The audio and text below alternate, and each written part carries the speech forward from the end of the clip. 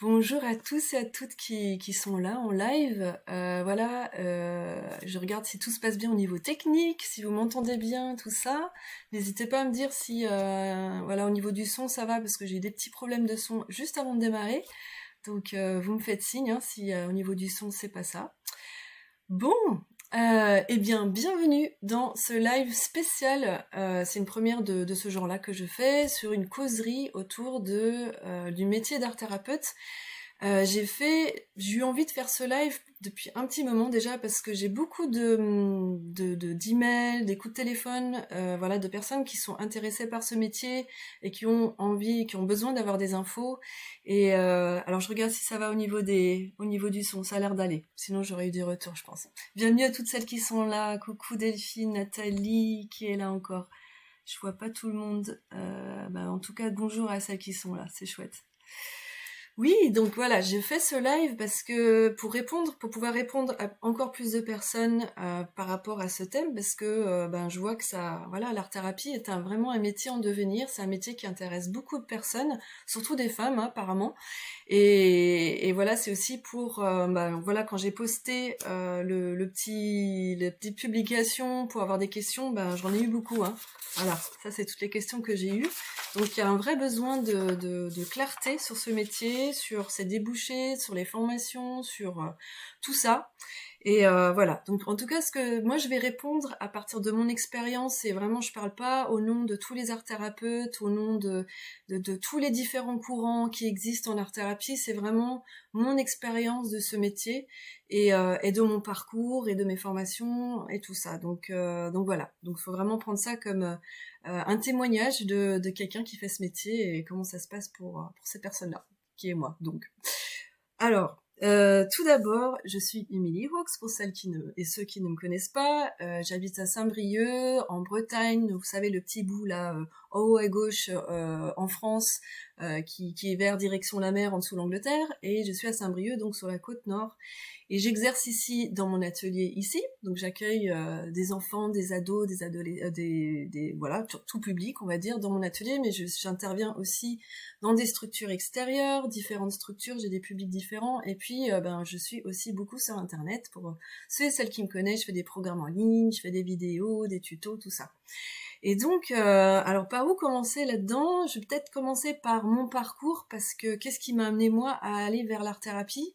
C'est parce que souvent c'est ça, hein, les art-thérapeutes, c'est pas par hasard que si ces personnes vont vers l'art-thérapie, il y a un parcours derrière, il y a peut-être même des blessures derrière qui les ont amenés vers l'art-thérapie pour pouvoir essayer et puis qui sont allés dans cette voie-là. Donc moi, ça a été vraiment une blessure, ça a été une coupure profonde avec ma créativité, alors que j'étais très créative petite ado jusqu'au début de quand j'étais adulte, et j'ai eu une grosse coupure créative. J'étais aux Beaux-Arts, il a fallu que j'arrête tout parce que j'arrivais plus à rien faire quoi. J'étais devant la feuille blanche et il y avait rien qui se passait. Et en fait, j'ai vraiment tout abandonné. J'étais musicienne aussi, et il s'est passé exactement la même chose dans la musique. Je débutais une carrière de musicienne et j'ai dû arrêter ma carrière de musicienne parce que j'ai eu la même chose de manière plus progressive, mais ça s'est fait aussi, donc j'ai arrêté ça. Et après, voilà, je me suis dit c'est pas pour moi, hein, si je suis pas créative, j'y peux rien. Donc j'ai accepté je me suis dit, y a rien à faire. Après, j'ai découvert l'art thérapie. Et je me suis dit, je vais aller voir une art thérapeute, on sait jamais, ça se trouve, j'arriverai à me reconnecter à ma créativité. Et pendant ces 15 ans, on va dire, jusqu'à ce que j'ai fait cette thérapie avec de l'art thérapie, j'étais en continuelle recherche de qui j'étais, j'avais plein de questions sur la vie, sur ma voix, j'arrivais pas à trouver ma place vraiment. Et quand j'ai fait de l'art thérapie, quand j'ai testé sur moi, et là j'ai été bluffée, j'ai vraiment vu que ça a créé des grandes transformations intérieures, pas que avec ma créativité, mais à plein d'autres niveaux, plein d'endroits dans ma vie où c'était pas terrible, où j'étais pas bien dans ma peau, dans ce que je faisais, et je voyais que petit à petit les choses s'alignaient. Et quand j'ai démarré aussi, quand j'ai testé sur moi, que j'ai suivi cette art thérapeute qui est sur Nantes d'ailleurs, qui s'appelle Emmanuelle Juillard, donc je lui dis merci parce que c'est vraiment grâce à elle que j'ai pu prendre ce chemin-là. Et j'ai vu petit à petit que ça s'alignait dans ma vie, et non seulement ça, je sentais que voilà, c'est exactement ce métier-là que je voulais faire. Quoi qu'il arrive, je fais ce métier-là parce que ça faisait 15 ans que je cherchais ma voie, et c'était ça. J'avais trouvé ma voie, c'était l'art-thérapie. Et donc après, c'est le truc de quelle formation, nanana, tout ça, toutes les questions que vous vous posez, exactement les mêmes. Et donc on va commencer sur vos questions. Et c'est parce que c'est vraiment la question récurrente que j'ai, c'est qu'est-ce que je fais comme formation? C'est une grande question parce que c'est vrai que faut savoir que l'art-thérapie, enfin être art-thérapeute, ce métier n'est pas reconnu. C'est pas un métier reconnu par l'État, par le gouvernement. C'est un métier en émergence, c'est un métier en transforme. Enfin comment dire, y a rien de figé dans ce métier parce que y a pas de cadre, il y a pas encore de, c'est pas légiféré, c'est pas comme psychothérapeute, psychologue, voilà tous ces métiers-là. Voilà, il y a un flou au niveau du statut de ce métier-là, et donc du coup ça crée plein de formations différentes pour le meilleur et pour le pire. Mais enfin, je sais pas s'il y a je sais pas. En tout cas, comme je n'ai pas expérimenté plein d'écoles, mais pourrais pas vous dire faites cette école-là, c'est une valeur sûre. C'est vraiment pas comme ça que, enfin, c'est pas comme ça que je vais répondre en tout cas à cette question quelle formation faire. Par contre, là où je peux vous guider, c'est comment choisir sa formation. Alors, comme c'est un métier qui n'est pas légiféré, il n'y a pas de diplôme officiel, et comme tous ces métiers en émergence, c'est pas, on va dire, je dirais qu'il faut pas focaliser sur la valeur du diplôme, même si c'est important d'être certifié, c'est important de suivre une formation sérieuse, une formation voilà, avec du contenu pour se sentir solide en tant qu'art-thérapeute. Par contre, pour être art-thérapeute après, c'est pas le diplôme ou le certificat qui va vous ouvrir les portes. Qu'est-ce qui va vous ouvrir les portes? C'est vous. C'est parce que comme c'est un métier en émergence, un métier, c'est vraiment, vous êtes porteur de ce métier. Donc les gens, ils vont vous appeler, ils vont venir vous voir parce que c'est vous qui transmettez ça. Donc je reviendrai là-dessus plus tard parce que c'est vraiment hyper important. Je vois que beaucoup de personnes focalisent sur comment dire, sur le diplôme, parce qu'on est dans une société comme ça. Hein, c'est comme ça, c'est culturel. On pense que, enfin, ça marche pour beaucoup de métiers comme ça, faut le dire, c'est qu'il y a un diplôme, ça nous ouvre des portes dans des structures, ça nous, voilà, et on se sent légitime parce que on a ce diplôme. En art-thérapie et tous ces métiers qui sont dans ce domaine-là en émergence, en développement, c'est pas comme ça que ça fonctionne, et je vous dirai comment ça fonctionne plus tard. Mais donc voilà, donc moi je dirais, c'est vraiment mon opinion personnelle, c'est choisissez la formation qui vous fait vibrer. Moi, donc je vais vous dire à peu près mes formations, enfin en gros, parce que je me suis beaucoup formée, j'ai fait énormément de choses, mais on va dire que j'ai 3 grandes formations. Ma première formation, c'était à l'école Plénitude à Nantes, donc j'ai fait 2 ans là-bas, sur 3, il y en a 3 en tout, mais j'ai fait 2 ans. En parallèle, j'ai fait une formation pour être psychopraticienne, donc c'est pour être thérapeute en gros, hein, mais voilà, donc j'ai complété voilà, avec cette formation-là, j'avais un besoin d'avoir des outils et des choses, voilà, une formation avec cette formation-là qui est aussi à Nantes, donc ça c'est Service Atlantique. Et là, je suis devenue psychopraticienne intégrative, donc ça veut dire, enfin, c'est une vision, on va dire, holistique de la personne.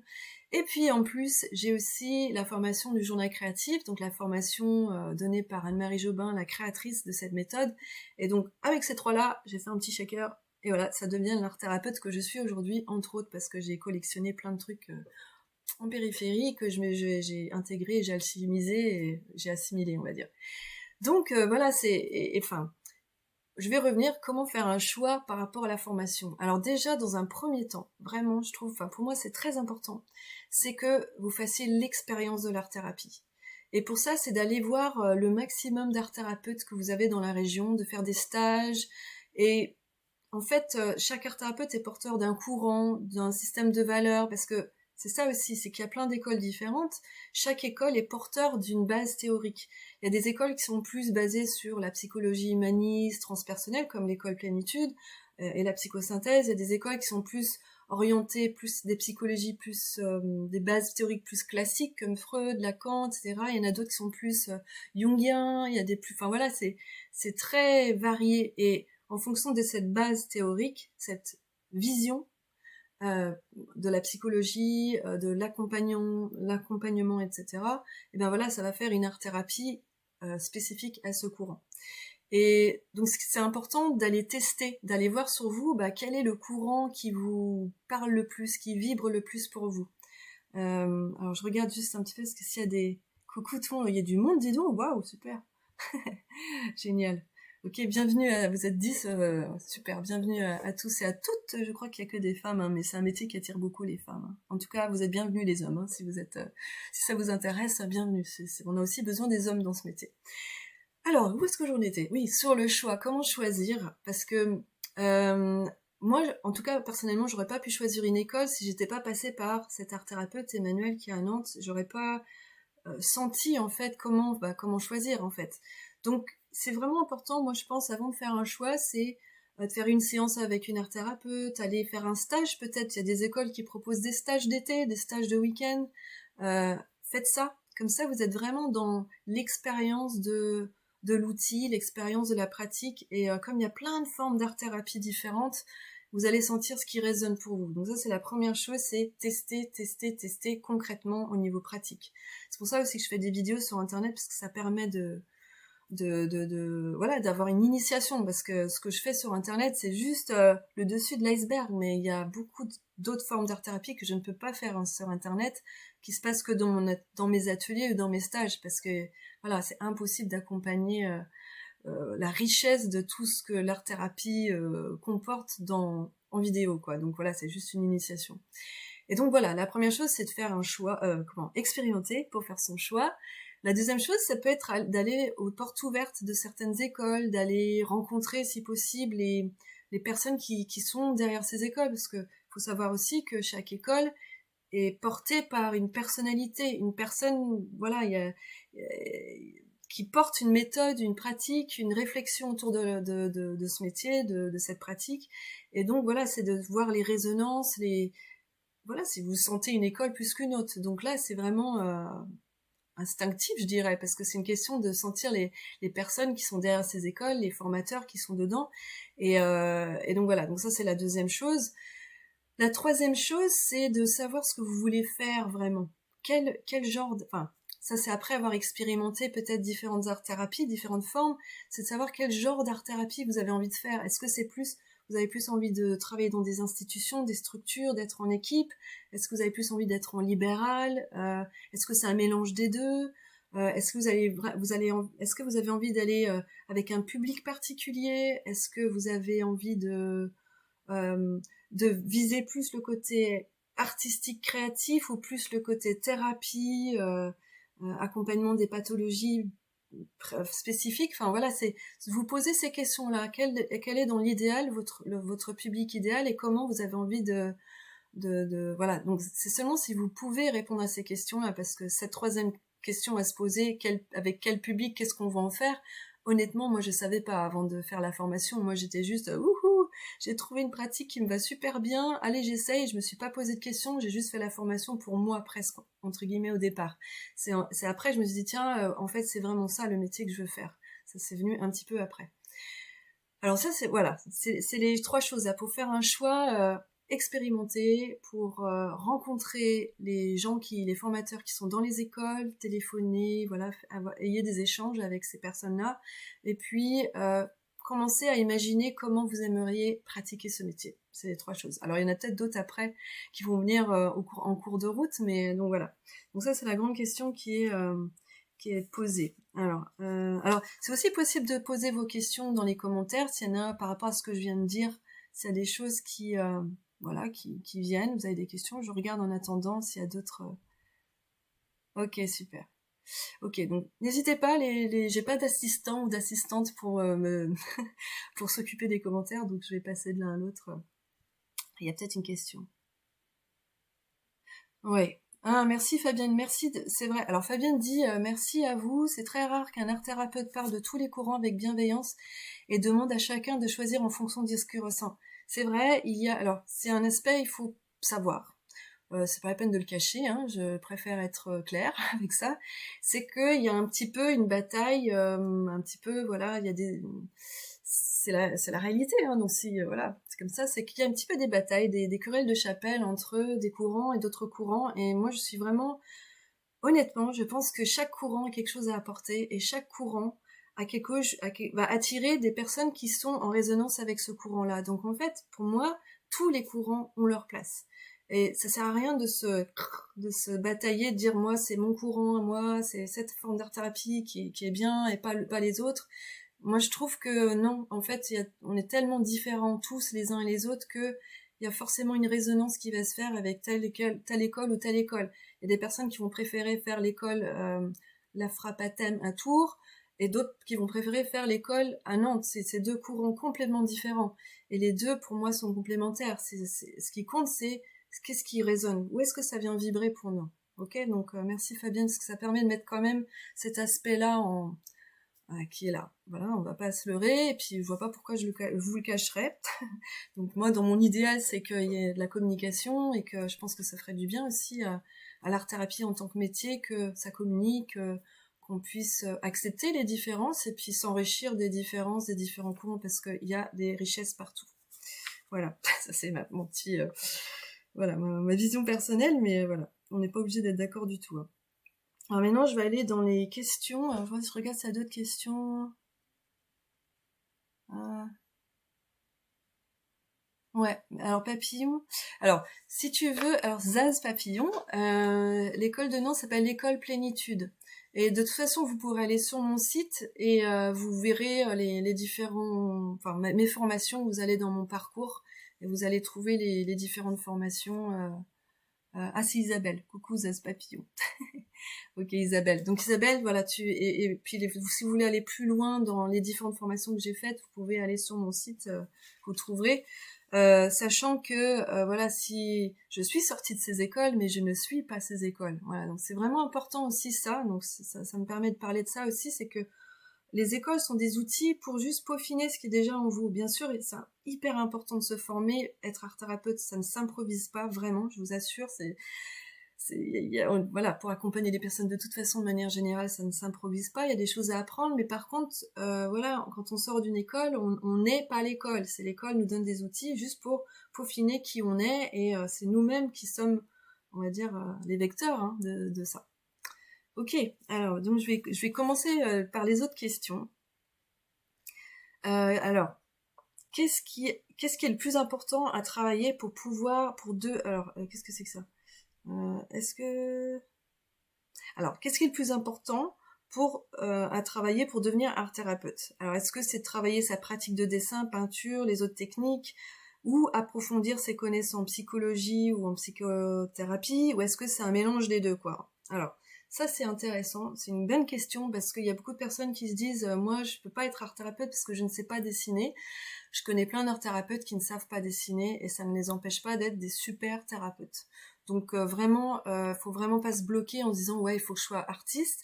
Il y a des écoles qui demandent voilà d'avoir une pratique artistique d'être artiste, mais il y a des écoles qui ne demandent pas ça. Donc là aussi vous pouvez choisir l'école qui vous correspond, qui accepte des personnes qui n'ont pas de pratique artistique ou qui ne sont pas artistes. Moi je n'étais plus du tout artiste quand je suis arrivée à l'école Plénitude. J'étais pas voilà, il y avait pas de, j'avais plus de technique, j'avais plus rien. Donc c'était pas ça, en tout cas c'était plus fort que moi d'y aller, de faire une formation en art thérapie. Donc ça m'a pas passé par l'idée, mais je sais que pour certaines personnes c'était ça peut bloquer de se dire bah non je sais pas dessiner.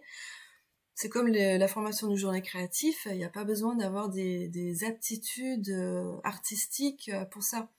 Et alors ça me tombe bien, ce que je vais vous parler, si j'ai un livre à vous proposer, s'il y en a un seul à lire sur l'art thérapie, ce serait ce livre-là, Art thérapie, mettre des mots sur les mots, M-A-U-X, et des couleurs sur les douleurs, de Joanne Hamel et Jocelyne Labrèche.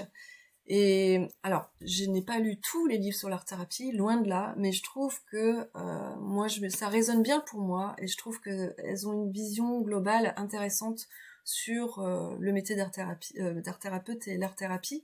Et justement, dans ce livre, il parle de les deux.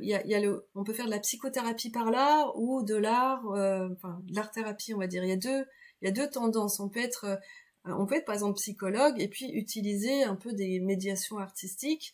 Et puis d'un autre côté, on peut être artiste, avoir des notions, enfin plus que des notions en psychologie, mais il y a plusieurs portes d'entrée. C'est ça qui est hyper intéressant avec l'art thérapie, c'est que voilà, on peut plus basculer côté accompagnement en psychologie, et puis voilà, je sais pas si vous m'avez compris, mais voilà, c'est ça. Exactement. Merci Fabienne de temps que tu dis c'est la relation patient-thérapeute qui apporte du mieux-être avant tout. Exactement. Et je parlerai de ça aussi peut-être tout à l'heure si j'oublie. Merci de me le dire parce que j'ai tellement de trucs à vous partager. Donc oui, c'est vraiment pour revenir au diplôme et tout ça, ce qui compte vraiment, c'est ça, c'est la relation en fait. C'est vous dans votre cœur, dans votre bienveillance, dans votre accompagnement, dans votre ouverture d'esprit. C'est vous votre diplôme en fait. Alors attention, je suis pas en train de dire les diplômes ça sert à rien, les certificats, je suis pas du tout en train de dire ça. C'est juste que d'enlever une forme d'obsession d'avoir un diplôme, d'avoir un truc qui est reconnu. C'est pas reconnu pour le moment. Donc voilà, pour le moment c'est de reconnaître vos qualités avant tout et de reconnaître le contenu de la formation. C'est ça qui compte avant tout pour le moment, hein. C'est ce qui se passe dans la formation. Si voilà, c'est une formation pas vraiment reconnue, mais le contenu vraiment vous fait vibrer, moi je dirais allez-y pour ça plutôt. Et le jour où ça sera légiféré, tout ça, ben voilà, vous ferez vous prendrez d'autres décisions. Mais aujourd'hui, c'est comme ça. Donc voilà, c'est mon conseil. Ok. Qu'est-ce que je disais? Oui, voilà, on n'est pas obligé d'être artiste pour faire de l'art-thérapie. Donc choisissez votre école en fonction de ça. Il y a des écoles qui sont ok par rapport à ça. Donc ce que je vois en tout cas chez beaucoup de personnes, c'est comme un manque de confiance en soi pour être art-thérapeute. Il y a des écoles qui demandent un bac+2, il y a d'autres écoles qui demandent rien. C'est juste votre motivation qui compte. C'est le cas de l'école Plénitude, c'est le cas aussi du journal créatif. On n'est pas là pour avoir un niveau d'études pour pouvoir entrer. Il y a d'autres écoles qui demandent ça. Donc je n'ai pas d'avis là-dessus. Moi, je trouve que c'est bien que ça soit ouvert à tout le monde en fait et qu'on trouve sa porte d'entrée à soi. Alors la question d'après, donc voilà, quels sont les débouchés? Donc c'est Isabelle qui pose la question. Quels sont les débouchés tant au sein des institutions que dans la zone pratique libérale? Alors, ça c'est une question qui revient très souvent. Il n'y a pas beaucoup de débouchés. Je suis désolée, c'est un fait. C'est un métier qui est pas très connu, donc ou qui est mal connu. Il y a des associations un peu légères associées à l'art-thérapie, genre c'est du coloriage, ou c'est de l'occupationnel, alors que pas du tout. Il y a, enfin pour celles et ceux qui connaissent l'art-thérapie, ça va beaucoup plus loin que ça. C'est thérapeutique de faire du coloriage. Je suis pas du tout dans le rejet de ça parce que c'est une porte d'entrée extra. Ça permet de commencer à faire un petit pas sur ce chemin. Mais par contre, voilà, l'art-thérapie est beaucoup plus puissant, plus transformateur que ça. Donc voilà, donc il y a des idées reçues sur l'art-thérapie. Il y a pas beaucoup de débouchés dans les structures. On va dire que depuis que je pratique depuis 2014, j'ai vu une offre d'emploi dans la région depuis. En tout cas dans la région de Saint-Brieuc. Non, pas depuis 2014, parce que je suis arrivée en 2016. J'ai vu une offre d'emploi pour un mi-temps. Et quand j'ai postulé, on était une centaine, et c'est juste c'était pour un poste voilà. Donc c'est pour vous donner un petit peu ce qu'il en est à ce niveau-là. Ça veut pas dire qu'il faut pas faire ce métier, parce que c'est quand même un métier en émergence, et on peut, on va dire, il faut un petit peu oublier le côté avoir un mi-temps, un plein temps dans une structure avec de l'art-thérapie. Il y a des postes, mais peut-être, mais c'est très très rare. Par contre, ce qui se passe, c'est que souvent des structures commencent à s'ouvrir à l'art-thérapie, donc il y a des interventions ponctuelles qu'on peut faire. Donc là, on peut être en libéral, on peut être en association, et puis voilà, c'est se faire connaître comme ça, et puis les structures s'ouvrent petit à petit à l'art-thérapie. Donc c'est quand même positif, hein, mais au jour d'aujourd'hui, avoir un poste fixe comme n'importe quel autre métier, faut pas trop rêver, hein. Ça va venir un jour, j'espère. Mais voilà, mais faut pas que ça vous empêche d'aller dans cette voie-là si ça vous fait vibrer, quoi, ce métier, hein, surtout pas. Mais c'est juste d'enlever des illusions. Comme ça, plus c'est clair pour vous, plus ce sera facile après pour prendre cette voie-là. Ok. Alors, au niveau des institutions et des structures, tout ça, personne ne m'a jamais demandé mon CV. Ok. parce qu'on se dit ok, bah peut-être qu'il faut. Alors c'est vrai qu'il y a des structures. La structure où j'ai postulé justement, c'était pas avec mon CV, je pense que j'aurais pu être prise parce que voilà, j'ai fait que des formations pas du tout reconnues, donc voilà. Mais c'était un choix hein, de faire ces formations-là. Mais c'est le seul. Enfin, on va dire que maintenant c'est plutôt les structures qui viennent à moi. Et pourquoi elles viennent à moi ces structures-là? C'est parce que c'est qui je suis en fait. Et c'est ça qui se passe dans ce métier-là, c'est que, comme je vous le disais en début de live, c'est le bouche à oreille. C'est par exemple dans votre enfin dans votre réseau d'amis, ben, il y a une personne qui travaille en IME. Elle va dire ah j'ai trop envie que tu viennes faire un atelier de 2 heures dans l'IME où il y a et en fait petit à petit ça fonctionne comme ça. Ce que j'ai fait aussi quand je démarrais et que je n'avais pas de réseau, c'est que je faisais du porte-à-porte. Donc j'allais directement dans les structures, j'allais au bureau, à l'accueil, je prenais un dossier d'un exemple d'atelier que je pouvais faire, je disais voilà, c'est ce que je fais, si ça vous intéresse, ben voilà, je suis là. Et donc du coup la personne, il arrivait aussi que la personne, comment dire, qui gère, enfin qui organise, qui programme les ateliers, passe juste à côté et qui est là, voilà, ah, ça m'intéresse.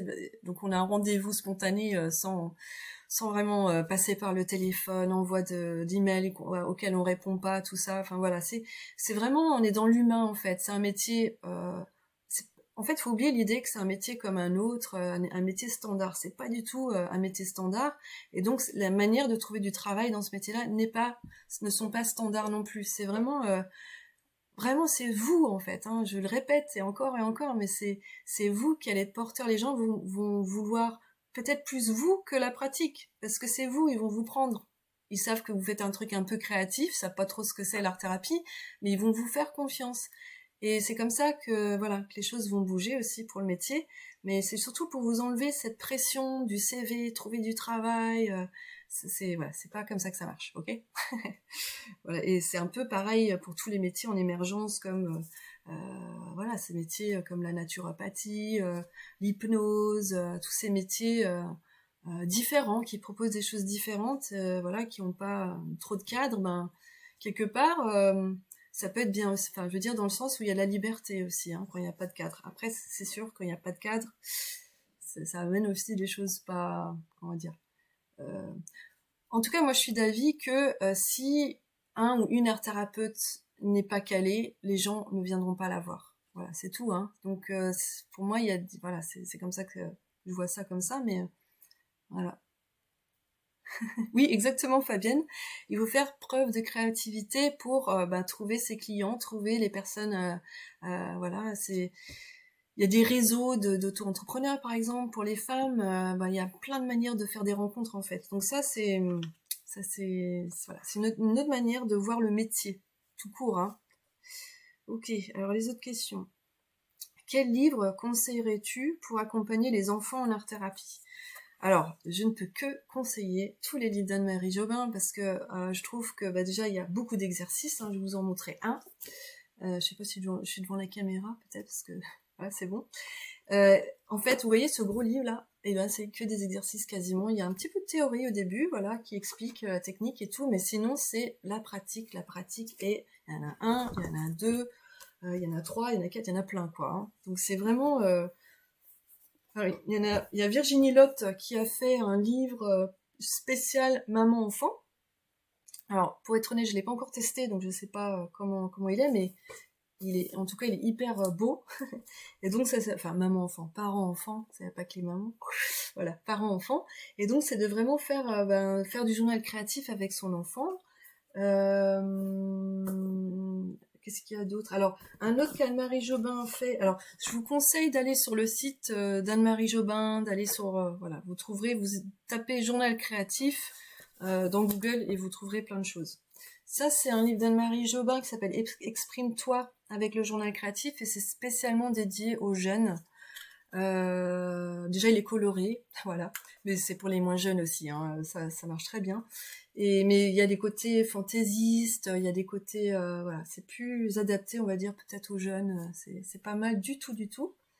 Donc voilà, tous ces livres-là, on est dans le pratico-pratique, on est dans les exercices, on est dans des propositions très claires, très ludiques, créatives, introspectives. Enfin, vous trouverez, en fonction du public que vous avez devant vous, avec vous, ou pour vous surtout, hein. C'est vraiment à tester, quoi, il y en a plein. Donc voilà pour les enfants. Je crois que je dis, voilà. Ok. Alors, là c'était une question. En direction de quel public travailles-tu le plus? Interviens-tu en plus des ateliers que tu donnes en structure médico-sociale? As-tu l'occasion de travailler en collaboration avec des équipes de soins? Ok. Donc ça, c'est Estelle qui pose la question. En direction de quel public travailles-tu le plus? Alors ça varie tout le temps. Disons que dans mon atelier, c'est le public, tout public entre guillemets, des personnes qui se cherchent, qui ont des questions. Voilà, c'est voilà, on va dire les personnes névrosées qui ont pas comme tout le monde, quoi. Voilà, comme moi, comme vous, qui viennent en atelier, donc des enfants, des ados, des adultes. Les enfants, je vais plus les accompagner en groupe, c'est plus du pédagogique, ludique, créatif. Et les adultes, on est plus dans le côté thérapie, on va aller, voilà, on va aller plus, ça va plus se rapprocher de l'art-thérapie évolutive, la formation que j'ai faite, et puis du journal créatif. J'ai fait un mix des deux. Donc voilà. Et sinon, parfois, on me demande dans des structures. Donc, par exemple, j'ai fait tout un cursus avec des personnes en réinsertion. J'ai fait des formations aussi pour des personnes dans le milieu de la santé, de la petite enfance, pour leur donner des clés en créativité. Voilà, enfin, on me demande, c'est très ponctuel. Des fois, ça dure sur un trimestre. Des fois, c'est juste une fois. Enfin, il y a vraiment... c'est variable. Et ça, c'est vrai que c'est le bouche à oreille, c'est les occasions qui tombent comme ça, voilà. Oui, merci Émilie, qui dit oui, la création se fait aussi à ce niveau-là et il ne faut pas se mettre des barrières avec la volonté d'un cadre sûr. Oui, quand on parlait du côté de donner un cadre au métier d'art-thérapie, c'est important, c'est exactement ça, c'est important qu'il y ait un cadre pour pas que ça parte dans tous les sens, mais en même temps, il faut de la souplesse dans ce cadre parce que l'art-thérapie, c'est le métier de la créativité, donc si c'est trop enfermé dans un courant, un seul courant, voilà, ça c'est embêtant, je trouve. Parce que du coup, on répond pas aux besoins des différentes visions du monde, des différentes manières de vivre l'art-thérapie, que ce soit pour les art-thérapeutes ou pour le public voilà, qui vont voir les art-thérapeutes. Alors, as-tu eu l'occasion de travailler en collaboration avec des équipes de soins? Alors, je travaille avec une psychologue qui est formée à l'EMDR et on travaille en binôme avec pour faire de la thérapie familiale. Donc oui, voilà, il y a des ouvertures aussi hein, de travailler en équipe. Alors là, c'est juste en binôme, mais nos deux approches, elle qui a une approche plus classique universitaire et moi une approche, on va dire plus je sais pas comment dire, mais plus comment dire en zigzag et mais en fait finalement il y a de la cohérence dans tout ce côté zigzag, mais ce côté on va dire pas classique, ok. Et bien en fait c'est hyper riche quoi, parce que moi je m'ouvre à son monde à elle et elle s'ouvre à mon monde à moi et en fait ce que ça fait des super une cothérapie extraordinaire, super riche, où on apprend énormément l'une de l'autre.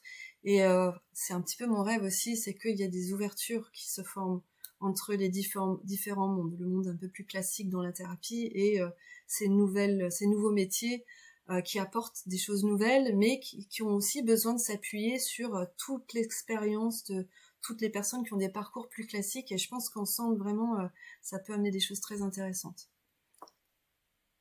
Ok, merci Emeline pour ta question, parce que c'est une très bonne question. Emeline dit, crois-tu qu'il est mieux de tester plusieurs publics au départ et en choisir un que l'on connaît mieux? Ouais, moi je dis, en fait, on n'a pas d'expérience au début, hein, donc des fois on peut pas savoir quel public va nous intéresser tant qu'on s'est pas confronté à ce public-là. Donc c'est avec l'expérience que le public petit à petit se peaufine, on devient spécifique parce que c'est aussi souvent en lien avec notre histoire, c'est aussi souvent en lien avec notre parcours professionnel derrière, c'est en lien, voilà, c'est par résonance en fait. Donc ouais, personnellement, il y a des publics, je me sens moins à l'aise avec, c'est bien parce que j'ai pu tester. Donc surtout ne dites pas, enfin, faut pas se fermer les portes, mais après vous pouvez faire un choix et concentrer votre énergie si Par exemple, moi, j'adore, je sais qu'il y en a qui sont dans le public, là, qui regardent en ce moment, j'adore accompagner les femmes qui se cherchent, qui cherchent leur voix, qui cherchent leur féminité, leur puissance féminine, qui cherchent à trouver leur place dans ce monde. C'est vraiment le public que j'aime beaucoup, énormément, parce que j'étais comme ça. Pendant 15 ans, je me suis cherchée, voilà, c'était très compliqué pour trouver ma voie, donc comme j'ai traversé ça, j'ai trouvé l'autre côté, on va dire, et ben j'aime beaucoup accompagner ces femmes-là. J'aime aussi beaucoup accompagner les enfants précoces ou hypersensibles ou qui se sentent un peu décalés, un peu parce que j'étais une enfant comme ça. Donc, mais c'est par résonance. J'ai pas vraiment cherché ce public-là. C'est que il y a eu voilà, des personnes comme ça qui sont venues à mes ateliers, puis après, ah, ça a super bien marché, donc voilà, et le bouche à oreille se fait comme ça. Et c'est comme ça que vous allez faire votre public petit à petit. C'est vraiment par résonance, par qui vous êtes. Voilà, personnellement, moi, je suis pas vraiment attirée par le public du troisième âge, quoi. Maison de retraite, c'est pas vraiment, voilà, ça me fait pas vibrer, quoi. C'est pas que j'y rejette, hein, tout ce public-là, hein, mais c'est juste, voilà, j'ai pas envie de ça. Donc c'est aussi important de s'écouter et de se dire quand, petit à petit, quand on expérimente les différents publics, c'est de se dire ah là, bof, moyen, là, ah ouais, là, ça m'a trop fait vibrer, et de concentrer son énergie à trouver encore plus de personnes qui sont dans cette vibration-là. Et puis après, au cours de sa carrière, entre guillemets, ben, les publics changent. Il y a des moments où je sais pas, j'ai plus d'enfants précoces, il y a des moments où c'est plus, voilà, ça varie, quoi. Ok. Alors, Anita.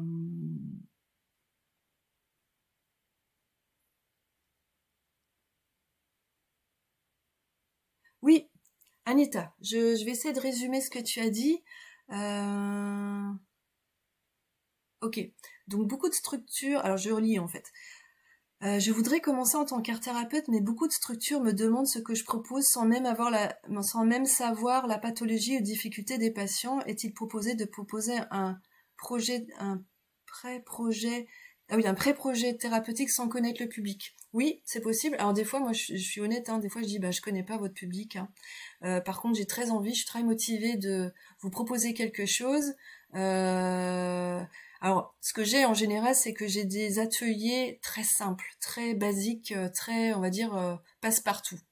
Et comme ça me permet dans un premier atelier de me tester avec ce public-là. Donc ça, c'est avec l'expérience, hein. Le journal créatif est très bon pour ça. Dans la formation, j'ai vraiment appris à avoir comment dire, des outils, hein, pour adapter des propositions et puis vraiment conscientiser quelle proposition est adaptable pour quel public par rapport aux difficultés, aux pathologies du public et la fragilité aussi du public qui est en face.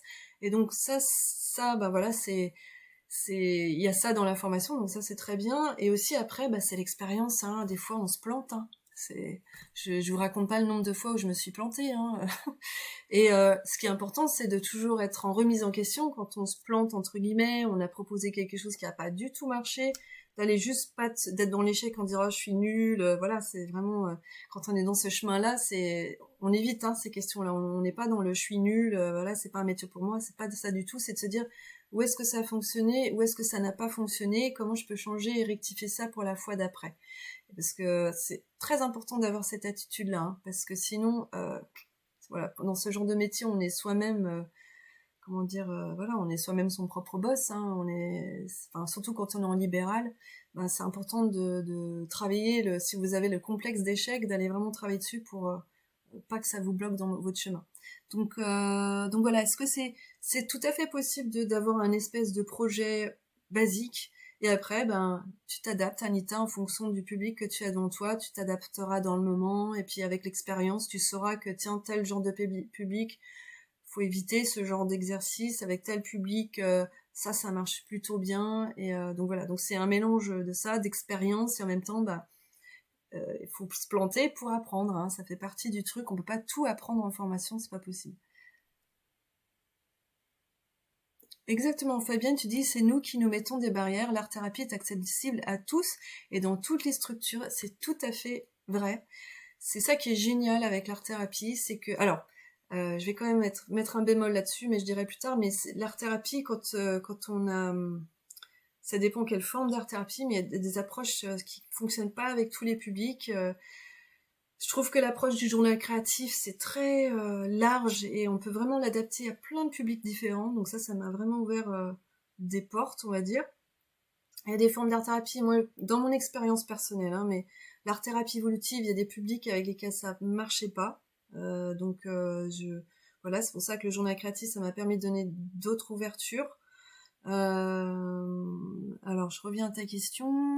Oui, c'est accessible à tous et dans toutes les structures, tout à fait. Et c'est ça qui est génial avec l'art-thérapie, c'est le métier de la créativité par excellence. C'est que vous allez devenir créatif avec votre outil, avec votre méthode. Et puis, voilà, vous allez pouvoir créer peut-être des méthodes spécifiques avec un public spécifique. Je sais qu'il y a des personnes qui ont adapté leur méthode au public des personnes qui ont Alzheimer. D'autres qui pour des personnes qui ont des compulsions alimentaires. Enfin, il y a vraiment chaque personne va devenir spécialiste en fait avec son public. Donc voilà, ok. Ok, donc ouais, Fabienne, tu dis que tu interviens en structure toutes les semaines sans connaître les personnes et les pathologies qui changent à chaque fois. Bravo, Fabienne. Ça, c'est un challenge. Ça, c'est vraiment un challenge quand on n'a pas de régularité, de pouvoir s'adapter. Enfin, là, j'imagine que ça doit te demander beaucoup, beaucoup d'adaptation pour ça. Donc, je te conseille vraiment les livres du journal créatif. Je sais pas si tu connais, mais en tout cas cette approche parce que ça permet d'avoir un petit peu dans une mallette à outils dans sa poche, hop, de sortir les exercices qui pourraient convenir, s'adapter à telle pathologie, quoi. Donc ça moi c'est ce que je fais. Hein. Je l'amène toujours en atelier au cas où. En tout cas un des livres. Et puis si je suis bloquée avec quelqu'un, parce que même quand on connaît les personnes. Il peut y avoir quelqu'un dans le groupe pour qui l'exercice ou la proposition, ça fait surtout pas. Ben c'est là il faut avoir tiré plein de choses. Hop, tiens, j'ai ça pour toi. Tiens, j'ai ça pour toi. Donc ça c'est l'expérience aussi. Hein. C'est l'expérience aussi sur soi. Je l'ai peut-être pas dit assez, mais c'est hyper important selon moi d'expérimenter l'art thérapie sur soi tout le temps. Voilà, c'est d'en faire un peu comme son compagnon, de tous les jours du quotidien, de vraiment vivre l'art thérapie. C'est pour ça que pour moi c'est plus qu'un métier enfin c'est pas un métier comme un autre, c'est un peu comme si on était prof de natation, si on sait pas nager et si on continue pas à nager, à s'entraîner, on va dire plutôt prof de musique, mais voilà, voilà, c'est comme prof de musique quoi. Si on s'entraîne pas, si on touche plus à son instrument et puis on continue à donner des cours, bon c'est toujours possible de donner des cours, hein, mais voilà, c'est pas enrichi par les nouvelles expériences intérieures que l'on a ouais, enfin, ça s'enrichit toujours par son expérience personnelle. Donc pour moi, c'est important aussi. Alors Anita, merci de dire. Ok, merci à toi. Je lis ce que tu as écrit. J'ai peur de faire plus de mal que de bien. Alors ça, c'est quelque chose de récurrent aussi. Et je l'ai eu aussi, je suis passée par là, et après on m'a rassurée quand j'ai fait une formation où mes formateurs, j'avais vraiment peur de faire du mal, quoi. J'avais vraiment peur de faire une connerie, et en fait, ça c'est comme tout métier. Alors, comment dire ça? Ce qui est important, c'est d'où est-ce que vous accompagnez la personne. Si vous l'accompagnez d'ici, c'est-à-dire du cœur, si vous êtes dans la bienveillance, si vous êtes dans le respect de la personne, vous respectez son rythme, vous respectez ses difficultés, vous respectez ses souffrances, euh, ben, à partir de là, c'est ok. On peut faire des erreurs. Des fois, on peut dire un truc, oh, c'était pas le moment de lui dire, c'était peut-être pas les bons mots. Mais si vous êtes vraiment dans le cœur et dans l'accueil de la personne, elle le sentira, la personne. Elle sentira que vous êtes dans le respect, que vous avez une attitude juste, que vous êtes intègre. Et c'est normal de se planter. Enfin, je vous dis, je me suis plantée, je sais pas combien de fois. Des fois, je disais des choses trop vite. Enfin, c'était pas le moment de dire la chose à la personne. Des fois, voilà, je sais pas moi. Un manque d'assurance aussi. Le manque d'assurance, ben quand on a peur, on n'est pas tout à fait aligné, donc on peut dire des bêtises, quoi. Hein. Ça fait partie du truc. Hein. Ouais. Donc en fait, c'est ça, c'est de faire confiance que ben, des fois, pour expérimenter, faut y aller et puis voilà. On se plante, mais c'est à partir du cœur, ça va quoi. C'est vraiment c'est important. Ok. Peux-tu nous donner un exemple de séance type en individuel ou en groupe? Alors ça c'est vraiment particulier à chacun parce que chaque art thérapeute va fonctionner à sa manière et je dirais que au fur et à mesure de son expérience et de son voilà en tant qu'art thérapeute ou de thérapeute tout court, on a ses habitudes, on a sa manière de faire. En fait, ce qui compte c'est d'être confortable. Donc je peux vous dire comment moi je fonctionne, hein, mais je vais peut-être pas tout dire parce que je fais beaucoup de genres d'ateliers différents mais voilà, je vais essayer de dire rapidement peut-être les grandes parties. Donc en individuel, c'est comme une thérapie, une psychothérapie classique. Hein. J'ai la personne en face de moi, on discute un peu. Après, je définis l'objectif de la personne et puis après, je propose quelque chose, ben voilà, une proposition en collage, en dessin, en écriture, voilà, en fonction de ce qui s'est passé dans l'échange. Donc ça c'est et à partir de là, ça prend une direction différente selon chacun. En général, ce qui se passe, c'est que on va plonger dans les difficultés et j'essaie toujours au bout d'une heure et demie que la personne récolte ce qu'il y a dans ses difficultés, ses souffrances, que ça puisse sortir d'une manière ou d'une autre par les émotions, que par des prises de conscience.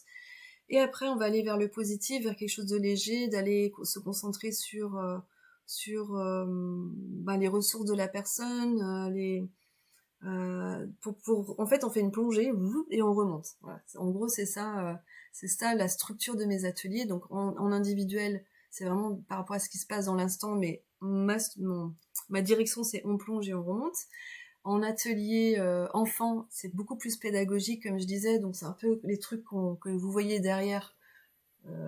Non, j'ai peut-être un exemple, mais on joue en tout cas avec des techniques mixtes, mais il y a toujours une intention derrière, une intention pour mieux comprendre comment ça se passe dans la tête, dans le cœur, dans les émotions, dans le physique. Les adolescents et les adultes, c'est plus, on est dans un peu comme en individuel en fait, parce que j'ai des ateliers où j'ai pas de structure, dans le sens j'ai pas de d'exercices proposés que tout le monde suit. C'est chacun vient, j'ai des tout petits groupes, chacun va dire son objectif de l'atelier et puis je donne des exercices différents pour chacun et je suis chacun en individuel. Après, je fais aussi des ateliers structurés, donc j'ai une trame avec un thème et puis tout le monde suit le thème. Et puis je fais des stages aussi où il y a un mix des deux. Il y a des moments où on suit une structure avec une suite d'exercices, et puis des moments beaucoup plus libres. Donc voilà, je navigue un peu là-dedans. Ok, super. Oui, donc tu as bien dit, je fabrique mes dispositifs. Et ben, ça se passe comme ça. C'est exactement le chemin de beaucoup d'art thérapeutes, c'est que on a nos propres spécificités. Et c'est ça qui est très riche aussi. C'est que un jour, mon rêve aussi, c'est qu'on puisse se rencontrer, échanger entre différents art thérapeutes. Voilà. Ok, je continue dans les questions. Alors, quel conseil donnerais-tu à celles et ceux qui ont envie de suivre ce chemin professionnel? C'est d'y croire. C'est pas un métier facile dans le sens, voilà, on est en libéral en général, on est quand même un peu tout seul. Donc le conseil que je donnerais, c'est si on suit ce chemin-là, c'est de pas être tout seul, pas s'isoler, de s'inscrire dans des réseaux d'entrepreneurs ou d'être en lien avec d'autres qui sont dans le même chemin, même si c'est dans d'autres disciplines, de pas être tout seul, parce que quand on est art thérapeute et en libéral ou auto-entrepreneur, on est non seulement art thérapeute, mais on est chef d'entreprise, et ça on l'oublie. Et c'est un métier à part entière, parce qu'il faut s'occuper de la compta, il faut s'occuper de la communication, il faut s'occuper de la gestion, en fait, on est tout en même temps. Faut s'occuper des emails, secrétariat, faut s'occuper de plein de choses et ne pas être tout seul là-dedans, c'est important d'être en lien. Par exemple, ici en Bretagne, on a Femmes de Bretagne, on a Entreprendre féminin, il y a plusieurs réseaux comme ça. Et pour moi, ça a été un vrai changement quand je me suis inscrite dans ces réseaux par la rencontre d'autres personnes sur le même chemin, même si c'est des disciplines différentes et des pratiques différentes, complètement différentes. Hein. Des fois, voilà, des personnes qui sont dans la banque, d'autres personnes dans les assurances et d'autres qui sont praticiennes en Reiki. Ou voilà, c'est des mondes qui se mélangent et c'est super intéressant parce qu'en général, c'est des gens très ouverts. Et c'est là aussi que vous pouvez trouver aussi votre clientèle hein, aussi. Voilà, le bouche à oreille, ça fonctionne là aussi. Hein. Alors, Alors, Émilie pose la question, tes ateliers durent 1h30 également? Non, mes ateliers durent minimum... alors, ça dépend. Dans des structures, c'est trop. 3 heures, parce qu'en général, ici, là, c'est 3 heures, le minimum. Mais il y a des publics qui peuvent pas faire plus d'1h30. Par exemple, j'ai des enfants avec la protection de l'enfance, donc 2 heures, c'est un peu long, donc c'est 1h30. Voilà, ça dépend. Ça dépend, mais en tout cas ici en art thérapie, on va dire plus libre et puis un mélange de tout ce que je fais là, c'est plus 3 heures. Après je peux faire une journée, je peux faire 2 jours, 3 jours, une semaine. Alors, Anita pose la question, combien de personnes maximum tu peux suivre en groupe? Dans les ateliers libres, on va dire où il n'y a pas de thème. Là, je peux pas prendre plus que 6, 7 personnes parce que on sait pas où chaque personne va aller. Il y a des personnes, elles vont être autonomes pendant 3 heures, j'aurai juste quelques petits trucs à donner, elles vont, ou elles sont dans quelque chose de plus léger, plus, donc elles ont moins besoin de moi. Il y a des personnes où il y aura des grosses émotions à remonter, donc il faut que j'accompagne, je sois présente pour aider la personne à traverser ce qui est remonté à la surface à ce moment-là. Donc voilà. En général, c'est 6 personnes. Au début, je prenais que 4. Et après, maintenant, avec l'expérience, je peux faire 6. Et des fois, je suis allée jusqu'à 7. Mais au-delà, ça devient un peu trop, quoi. Enfin, voilà, au niveau... parce que c'est vraiment... on sait pas ce qui peut se passer, quoi. Donc, c'est important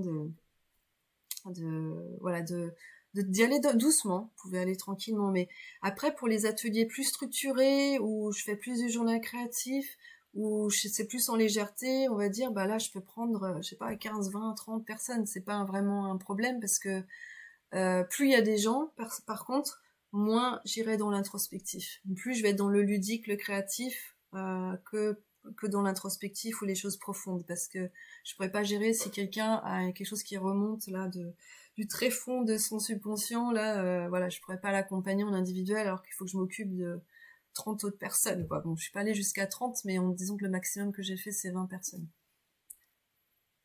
Oui, alors oui, il y aura un replay, d'accord? Donc il sera en replay ce live et je le mettrai aussi sur YouTube pour toutes les personnes qui ont pas Facebook.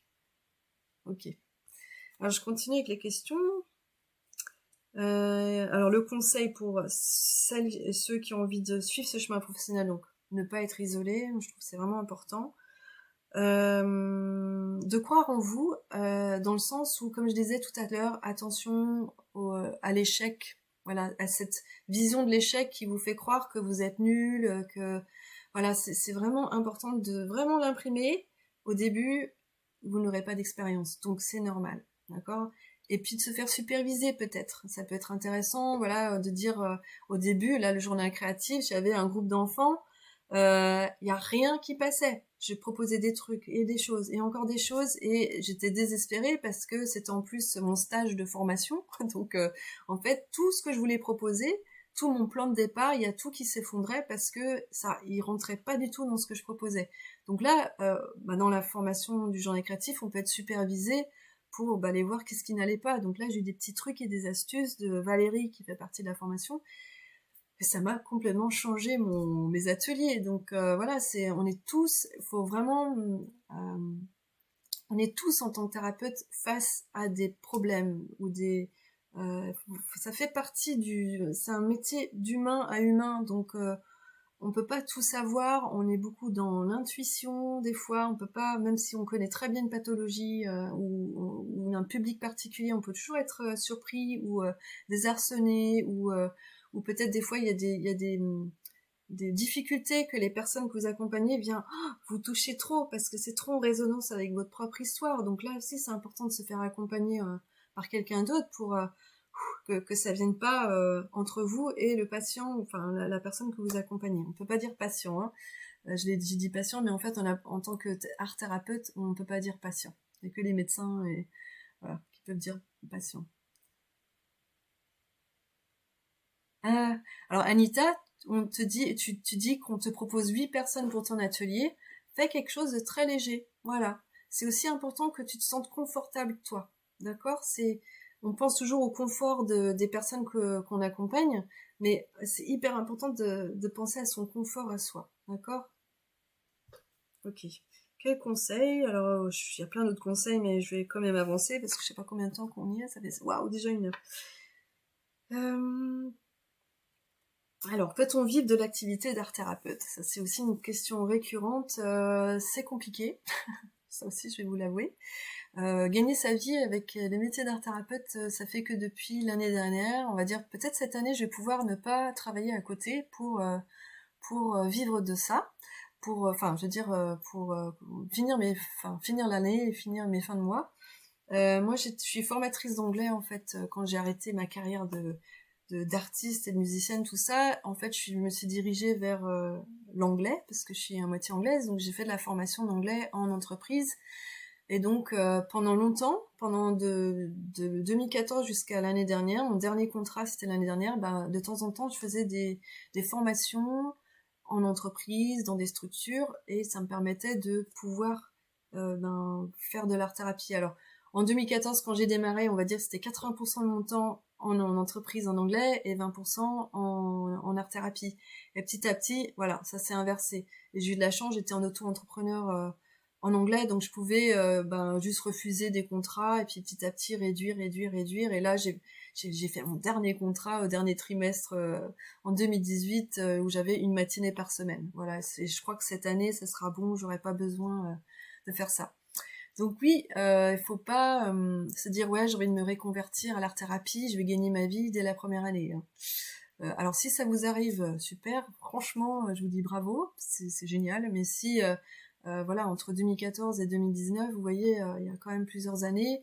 Bon, il faut dire qu'entre les deux, j'ai changé de lieu de vie, donc il a fallu tout recommencer à Saint-Brieuc, mais ça prend du temps, ça prend de l'énergie. Euh, voilà. Donc comment faire, c'est de réfléchir, d'être stratégique et de vous dire qu'est-ce que je peux avoir comme métier à côté qui ne me prenne pas trop de temps et pas trop d'énergie. Parce que monter son activité, ça prend énormément d'énergie mentale, l'énergie physique. Enfin voilà, on est en création de son activité, on est dans la création, donc c'est important d'avoir un métier à côté qui ne vous prenne pas la tête, qui soit pas énergivore et il y a des personnes, c'était voilà, c'est par exemple faire des ménages pendant ou être caissière. Enfin voilà, j'en connais mais qui ont fait ça pendant 1 an, voilà, d'être thérapeute d'un côté et puis faire des ménages de l'autre. Et mais ça permet de vivre, voilà, d'aller vers son rêve et de le vivre. Donc il y a les rêves et il y a le principe de réalité. Et le truc, c'est d'être ni trop dans l'un et ni trop dans l'autre. C'est pas être ouais, je vais y arriver, il y a pas de souci. Voilà, c'est mon rêve, je vis mon rêve tout de suite. Nanana. Non, faut pas être trop dans le principe de réalité en se disant oh là là, j'y arriverai jamais. Voilà, non, c'est pas possible ce rêve-là, je l'abandonne. C'est trouver le juste milieu. Certes, c'est important de pas être dans c'est vraiment important quand on est en train de monter son activité, de pas être dans un stress financier, parce que ça vient parasiter vos idées, pour pouvoir avancer dans votre activité. Et il y a aussi le risque, c'est que vous soyez dans une attitude de faut que je trouve des clients, parce que sinon je vais pas pouvoir payer mon loyer ou mes factures. Et du coup, ça vient parasiter aussi la relation à vos clients ou les personnes que vous accompagnez. Donc, pour moi, c'est vraiment important d'avoir quelque chose, une activité à côté et une activité que vous pouvez tranquillement réduire, voilà, pour avoir totalement de la place pour votre activité au bout d'un moment. Alors, je vais juste finir, voilà, peut-on vivre de l'activité? Oui, alors, c'est bien d'avoir plusieurs propositions, même en tant qu'art thérapeute. Aujourd'hui, j'ai plein de propositions différentes pour des publics différents. Donc, j'ai mes formations, mes programmes en ligne, pardon. Donc ça amène une certaine clientèle. J'ai ici, dans mon atelier, j'ai une autre clientèle, j'ai les structures, j'ai d'autres, voilà, et après, j'ai mes créations que je peux vendre. Enfin, il y a plusieurs manières, en fait, il faut trouver, en fait, faut être assez, trouver, quelles sont les qualités que vous avez et comment vous pouvez vous rémunérer avec ces différents services. Et chaque personne est différente. Ça ne veut pas dire qu'il faut être tous sur Internet ou tous à faire la même chose. C'est d'aller chercher en vous qu'est-ce qu'il y a d'unique en vous et qu'est-ce que vous pouvez partager et transformer et l'amener dans votre activité d'art thérapeute. Alors, je vais juste continuer. Alors, Il y a Isabelle. Comment passe-t-on du journal créatif ou faut-il faire... Ah, ok.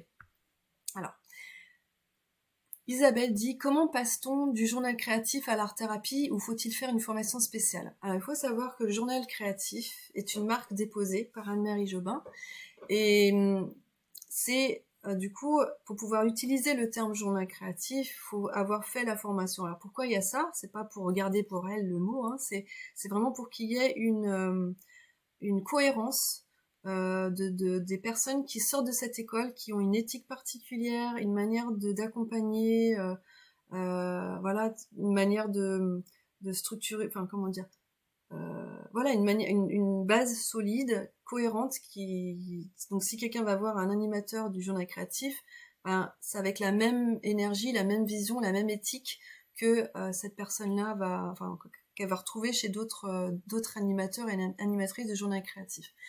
Donc le journal créatif est une méthode qui se base sur l'art-thérapie, l'écriture créative, différentes formes de psychologie, voilà.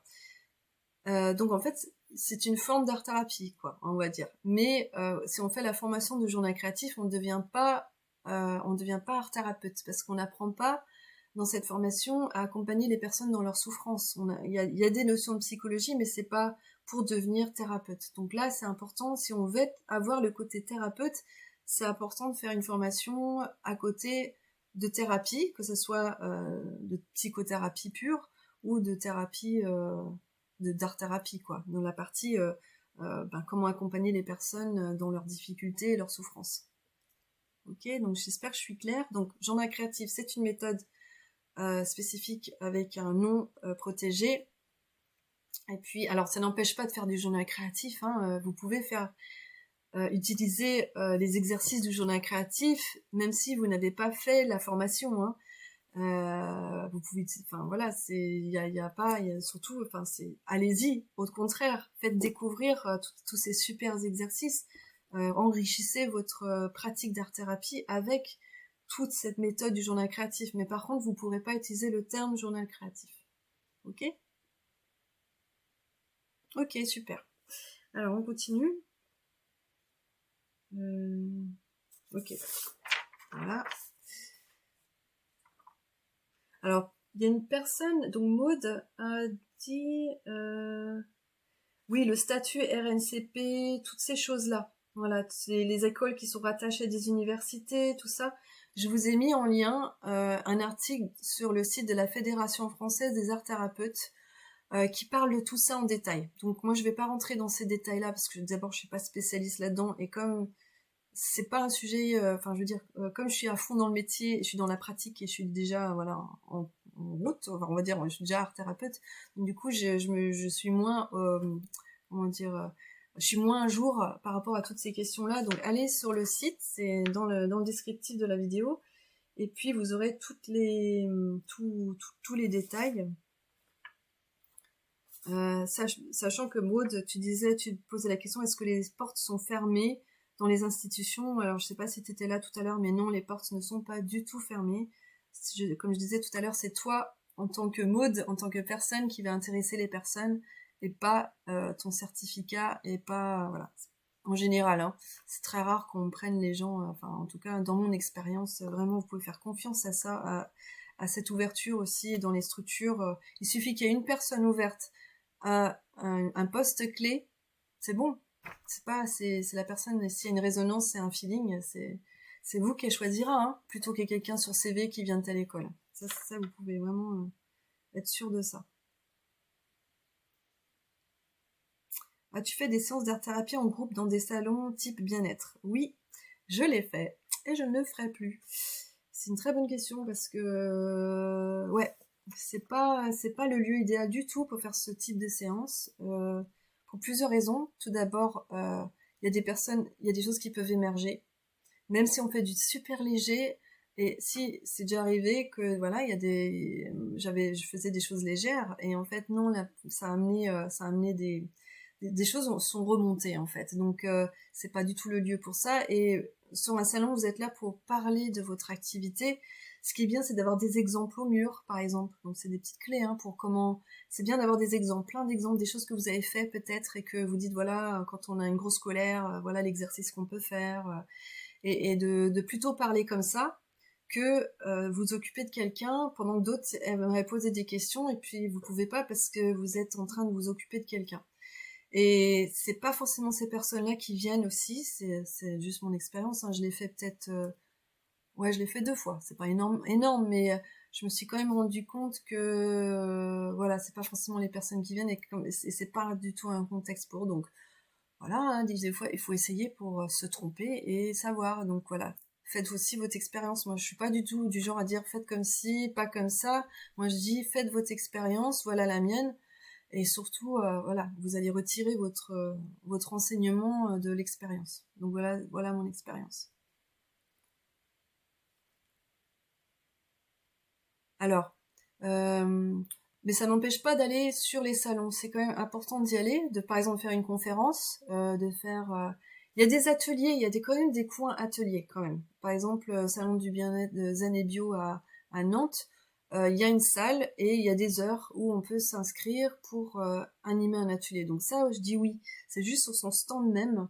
Je m'étais dit, allez, les gens connaissent pas l'art-thérapie, j'ai envie de leur faire tester ça. Ben non, c'était pas une bonne expérience. Et puis j'étais crevée à la fin des 3 jours, je vous raconte pas. Parce que voilà, il y a beaucoup d'énergie qui est brassée. Euh... Ok. Dorothée pose la question où et combien de temps se former. Moi, j'ai déjà répondu tout à l'heure, hein, c'est vraiment au feeling. Il faut vraiment rencontrer les formateurs, aller faire des stages avec eux, rencontrer des art thérapeutes dans votre région, faire des séances, des ateliers, et pas juste des échanges verbal, parce que je pense qu'il faut vraiment aller expérimenter. Je pense que c'est vraiment important d'aller sentir à l'intérieur de soi les différents courants. Quel budget? C'est cher. En général, c'est des formations qui sont pas remboursées en général par Pôle emploi. Alors peut-être qu'il y a des écoles plus reconnues que d'autres, parce que quand même il y a des écoles plus reconnues. Il y a peut-être moyen de se faire rembourser enfin une partie par Pôle emploi. Alors, je sais pas si Pôle emploi rembourse. Franchement, je sais pas, je suis pas spécialisée dans la question. Je sais juste que quand j'ai fait l'école plénitude, je sais qu'une personne a pu se faire rembourser grâce au fonds Gessif, je crois, ou un truc comme ça. Et aussi une autre personne qui a pu se faire rembourser parce que je crois que sa structure lui remboursait une année sur les 3, je crois. Donc voilà, donc c'est de pas penser que Pôle emploi, vous pouvez voir autour aussi s'il n'y a pas d'autres moyens de se faire financer une partie de la formation. Personnellement, mes formations, c'était mon argent, un héritage que j'ai reçu, que j'ai investi là-dedans et je regrette pas. Voilà, donc je regrette vraiment pas avoir mis, c'était beaucoup d'argent, mais ouais, c'est mon investissement de vie, on va dire. Hein. C'était pas qu'une formation. Les formations que j'ai faites, c'est ça aussi qui est important. C'est que dans le choix de formation, je vais peut-être rajouter un quand même. Je n'ai pas dit 3 tout à l'heure, mais le quatrième, c'est que pour moi, c'est important une formation où on pratique sur soi et où on va aller voir à l'intérieur de soi nos failles, d'aller guérir en fait nos blessures et nos failles à travers l'outil qu'on veut transmettre. Donc voilà, pour moi c'est important qu'il y ait beaucoup de pratique dans une formation, ça c'est clair. L'art-thérapie doit-elle être complétée par d'autres outils pour être un bon thérapeute? Alors là c'est en fonction de la formation que vous faites, c'est en fonction de vos besoins, de vos envies. Moi j'avais envie vraiment de faire cette formation service à Nantes, il n'y avait pas d'art-thérapie dedans, mais il y avait plein de formes de thérapie, enfin c'était de la thérapie il y a de la thérapie transpersonnelle dedans, il y a plein de techniques, des choses comme la respiration hyperventilée ou holotropique si vous voulez. Il y avait plein de techniques en fait qui m'intéressaient, des techniques développées aux États-Unis ou ailleurs et qui sont pas dans les formations classiques, qui moi vraiment m'intéressaient. Entre autres, c'était même la manière d'accompagner qui m'intéressait, la grille de lecture de l'être humain qui proposait dans cette formation me parlait énormément et donc voilà, pour moi, oui, c'était très complémentaire à tout ce que j'ai fait avant et aujourd'hui, je me sens très solide en tant que thérapeute pour accompagner les personnes parce que dans cette formation, on est allé très très loin dans l'expérience personnelle d'aller voir nos blessures, nos failles et pour moi, c'est hyper important de bien se connaître avant d'être thérapeute. Mais c'est vraiment mon avis personnel parce que c'est issu de mon expérience. Donc voilà, je vous partage ça. Alors, Isabelle pose la question, comment savoir qu'un métier comme art thérapeute pourrait être fait pour moi, pour finir ma carrière professionnelle et expérimenter d'autres approches d'accompagnement? C'est d'expérimenter pour toi, c'est d'être dans la place du patient ou de la personne qui est accompagnée pour sentir à l'intérieur de toi. Et tu sentiras, t'as pas besoin de réfléchir. Tu sentiras si c'est pour toi ou pas et comment tu as envie de le faire. Ok, donc ça j'en avais parlé avant. Alors, il y a Swazi qui pose la question, étant actuellement étudiante en art-thérapie, je voulais savoir si la formation sur le journal créatif vous a apporté des connaissances supplémentaires qui ont enrichi votre pratique. Alors oui, oui, oui, oui. En fait, j'ai démarré comme avec surtout l'outil de l'art-thérapie évolutive, donc qui vient de l'école Plénitude. Et puis après, il y avait le service Atlantique qui m'a donné plein d'autres outils, mais pas d'art-thérapie. Donc en gros, en art-thérapie, j'avais que une forme d'art-thérapie analytique, enfin on est plus dans l'analyse.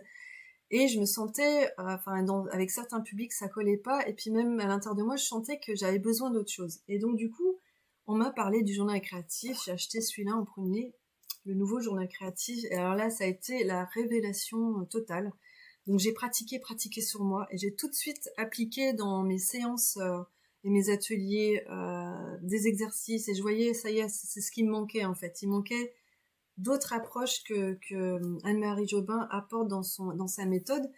Et, et donc, je me suis formée que 2 ans plus tard, en 2016, mais j'appliquais déjà énormément sa manière de faire, ses exercices, ses propositions dans mes ateliers et mes séances, et j'ai vu que ça avait complètement transformé ce que je faisais, mais aussi la qualité aussi de mes propositions. Ça changeait aussi dans mon exploration personnelle. J'ai vu aussi à quel point ça avait changé ma vie. C'est pas un petit mot, mais c'est vraiment ça. Ça m'a vraiment accompagnée dans plein de difficultés là où ailleurs j'arrivais pas à y aller ou à traverser. Et ce qui est génial avec ça, c'est qu'on devient autonome. C'est ce que je vois aussi avec les personnes que j'accompagne de plus depuis que je suis formée. Ben, j'ai toutes les techniques pour ça.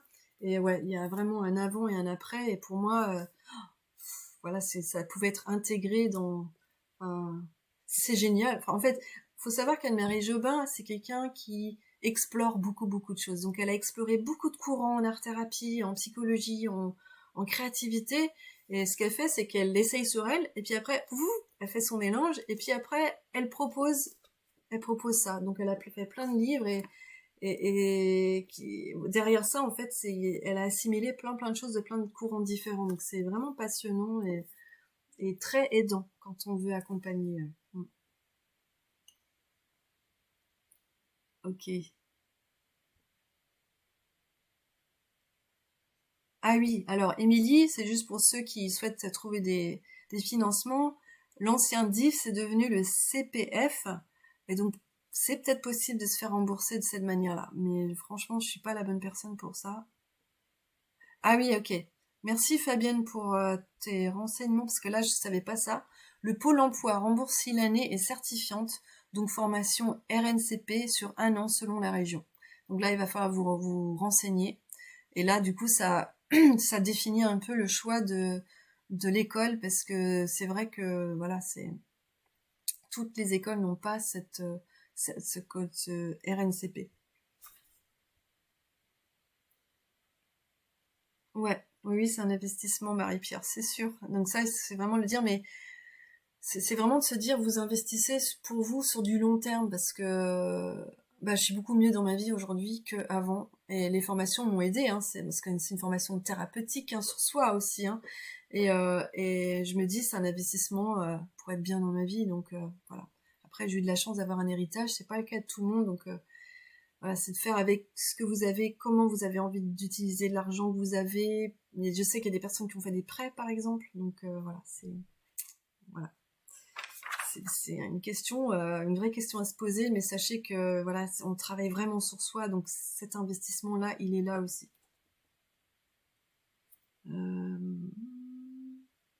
Est-ce qu'il sera possible un jour que vous proposiez vos formations en ligne de façon à ce que les personnes qui habitent plus loin puissent participer à vos ateliers? J'y réfléchis. Alors c'est pas vraiment, moi je fais pas des formations, même si j'aimerais un jour faire de la formation.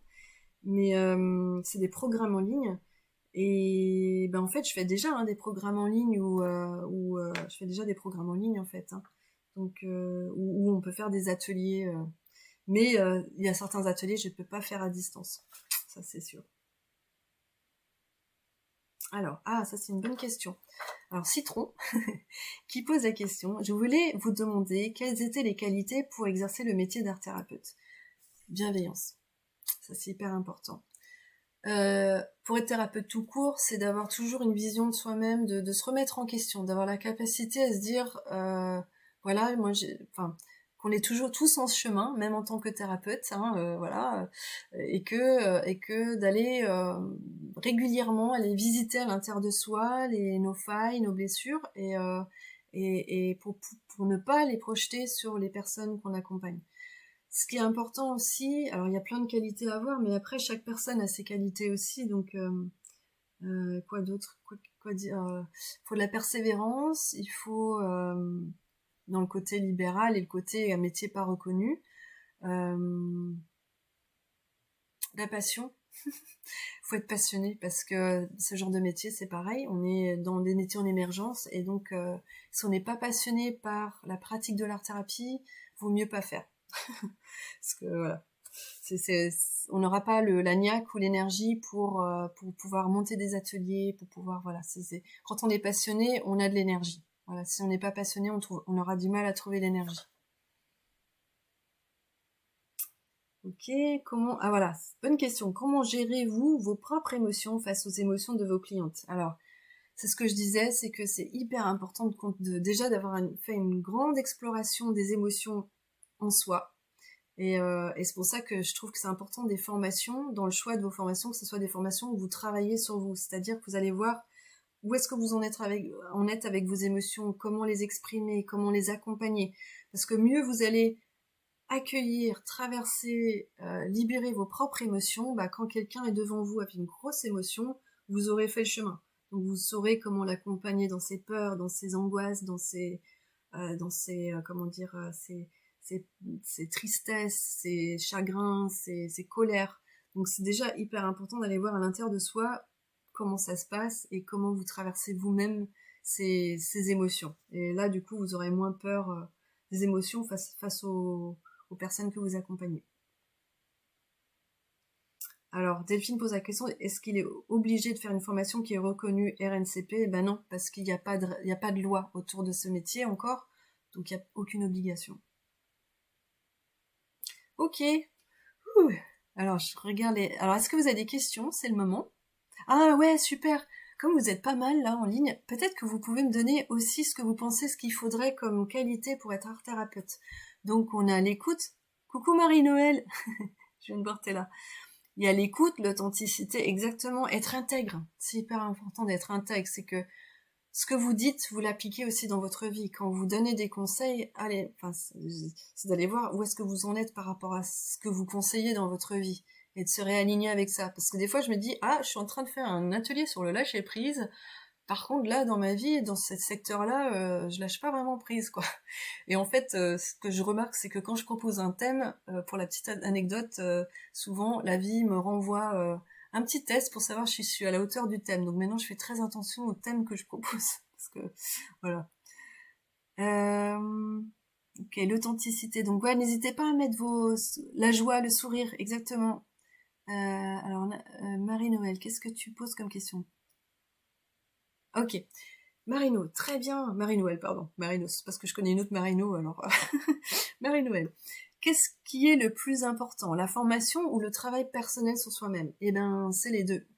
C'est les deux parce que surtout dans la partie thérapeute de l'art-thérapie, s'il y a des trop grandes failles à l'intérieur de nous, ça risque de se jouer en face de vous, quoi. Ça risque de venir parasiter l'accompagnement. Par contre, faut pas du tout attendre à être parfait pour être thérapeute. C'est juste parce qu'on sera jamais thérapeute si on attend d'être parfait. Ça, c'est aussi quelque chose à vraiment lâcher. Les thérapeutes ne sont pas parfaits, d'accord? Je ne suis absolument pas parfaite. Par contre, ce qui est important, c'est d'être dans une posture de je suis toujours en évolution, donc voilà, il y a toujours des choses à aller travailler, à aller peaufiner, à aller polir à l'intérieur de soi pour rayonner encore plus et d'être dans une posture juste avec la personne qui est en face. D'accord? Donc pour moi ça c'est important. Donc c'est pour ça que c'est important, je trouve, mais je sais que toutes les formations sont pas comme ça, donc voilà, je veux pas, c'est pas une vérité avec un grand V, hein, c'est mon expérience. Je me dis, je sais pas comment j'aurais fait par rapport à certaines personnes si dans la formation de groupe qu'on a eue, telle personne avait réagi de telle manière, qui ressemble un petit peu à ce qui se passe là avec ma cliente, quoi, par exemple. Donc j'ai toujours en référence de manière concrète comment les formateurs ont accompagné les personnes en difficulté quand il y a des difficultés qui émergeaient pendant la formation. Et pour moi, ça c'est très important. Parce que sinon, on peut se sentir dans une forme d'insécurité, de se dire, oh là là, je saurais pas du tout comment accompagner la personne il se passe un truc là chez la personne et je sais pas comment l'accompagner. Donc voilà, pour moi c'est important. Après, c'est aussi possible, même avec toutes les formations du monde qu'on a faites, on se sent démuni face à quelqu'un qu'on accompagne. Il suffit d'être humble avec ça et de se dire, de dire à la personne, voilà, moi je sens que je peux pas vous accompagner dans ce domaine-là. J'ai pas les compétences ou ça rentre trop en résonance par rapport à ma vie personnelle. Je préfère que vous alliez voir quelqu'un d'autre qui est plus compétent pour ça. Donc par exemple, tout ce qui est psychogénéalogie, des choses comme ça, moi j'ai une collègue, j'en vois quand je sens que le nœud il est trop gros, trop grand, et moi je peux pas m'en occuper en art thérapie, j'ai pas les outils, je l'envoie chez cette collègue. Donc voilà, c'est ce que je fais. Ok. Ah, la distance thérapeutique, Anita, oui c'est important, même si de pas être dans la froideur. Faut pas mélanger froideur et distance. C'est important de se préserver soi, et comment dire. En fait, c'est un juste milieu, hein. On marche sur les œufs. Mais moi, en tout cas, je suis plutôt dans une tendance psychologie humaniste. Voilà, on est plus pas dans la froideur, en tout cas. Mais c'est hyper important d'avoir une forme de distance. Mais voilà, d'être souple aussi avec ça. Selon moi, hein, tout ça, c'est vraiment, c'est mon expérience. C'est voilà, c'est tout. Hein, c'est vraiment pas une vérité. Discernement, exactement. Discernement, c'est très important. L'empathie. L'adaptabilité et la pratique sur soi, oui. La neutralité, exactement, c'est de pas être dans le jugement par rapport aux visions du monde. Vous pouvez avoir peut-être un fasciste qui vient se faire accompagner. Bon, j'ai jamais eu ça, hein, personnellement, mais et vous rentrez pas du tout en résonance, et voilà, il y a une part de vous qui juge. En fait, le juge intérieur, oh là là, c'est un gros raciste ou je sais pas quoi, vous le mettez de côté, et puis d'aller voir qu'est-ce qui est en résonance. Cette personne, si elle vient, c'est qu'elle est en souffrance, et d'aller traiter sa souffrance, et que c'est qu'une vision du monde. Ok. Donc c'est pas évident, hein. Ça amène à être lâcher les jugements et de les voir. Bon, les jugements, on peut pas. Des fois, il y a des jugements, ça vient comme ça, on n'y peut rien. C'est juste d'amener de la distance avec ces jugements qu'on peut avoir sur certaines personnes et de se dire, ok, la personne, et de se connecter à sa souffrance. Voilà.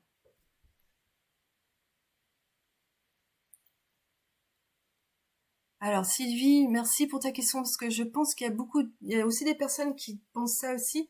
Bonjour Émilie, je trouve important de faire une formation reconnue, sinon cela ouvre la porte à tout et n'importe quoi, non? C'est pour ça que je disais, alors, en fait, je sais pas si tu as entendu le début de mon live, mais je disais que c'est important.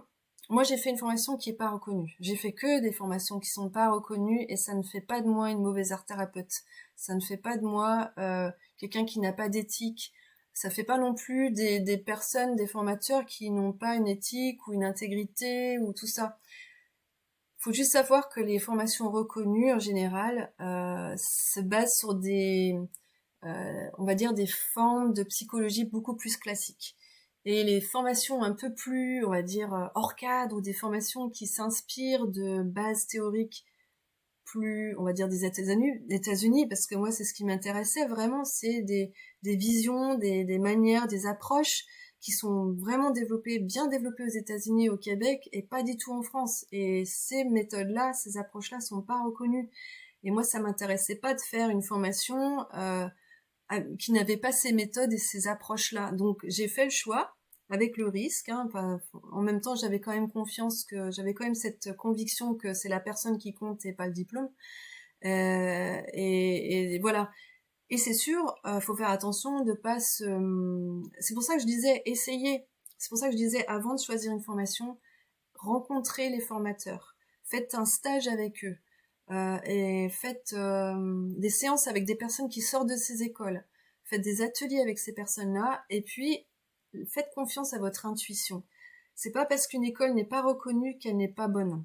D'accord? Et c'est pas parce qu'une école est reconnue qu'elle est bonne. Ça va dans les deux sens. Donc c'est pour ça que c'est important de ne pas focaliser sur la certification, même si je ne suis pas du tout contre une reconnaissance de ce métier et d'un diplôme et tout ça. C'est juste que le risque dans cette reconnaissance-là, c'est que ça ferme et que certains courants soient rejetés au profit d'autres, et du coup que ça soit pas aussi ouvert et large pour avoir plein de propositions de courants.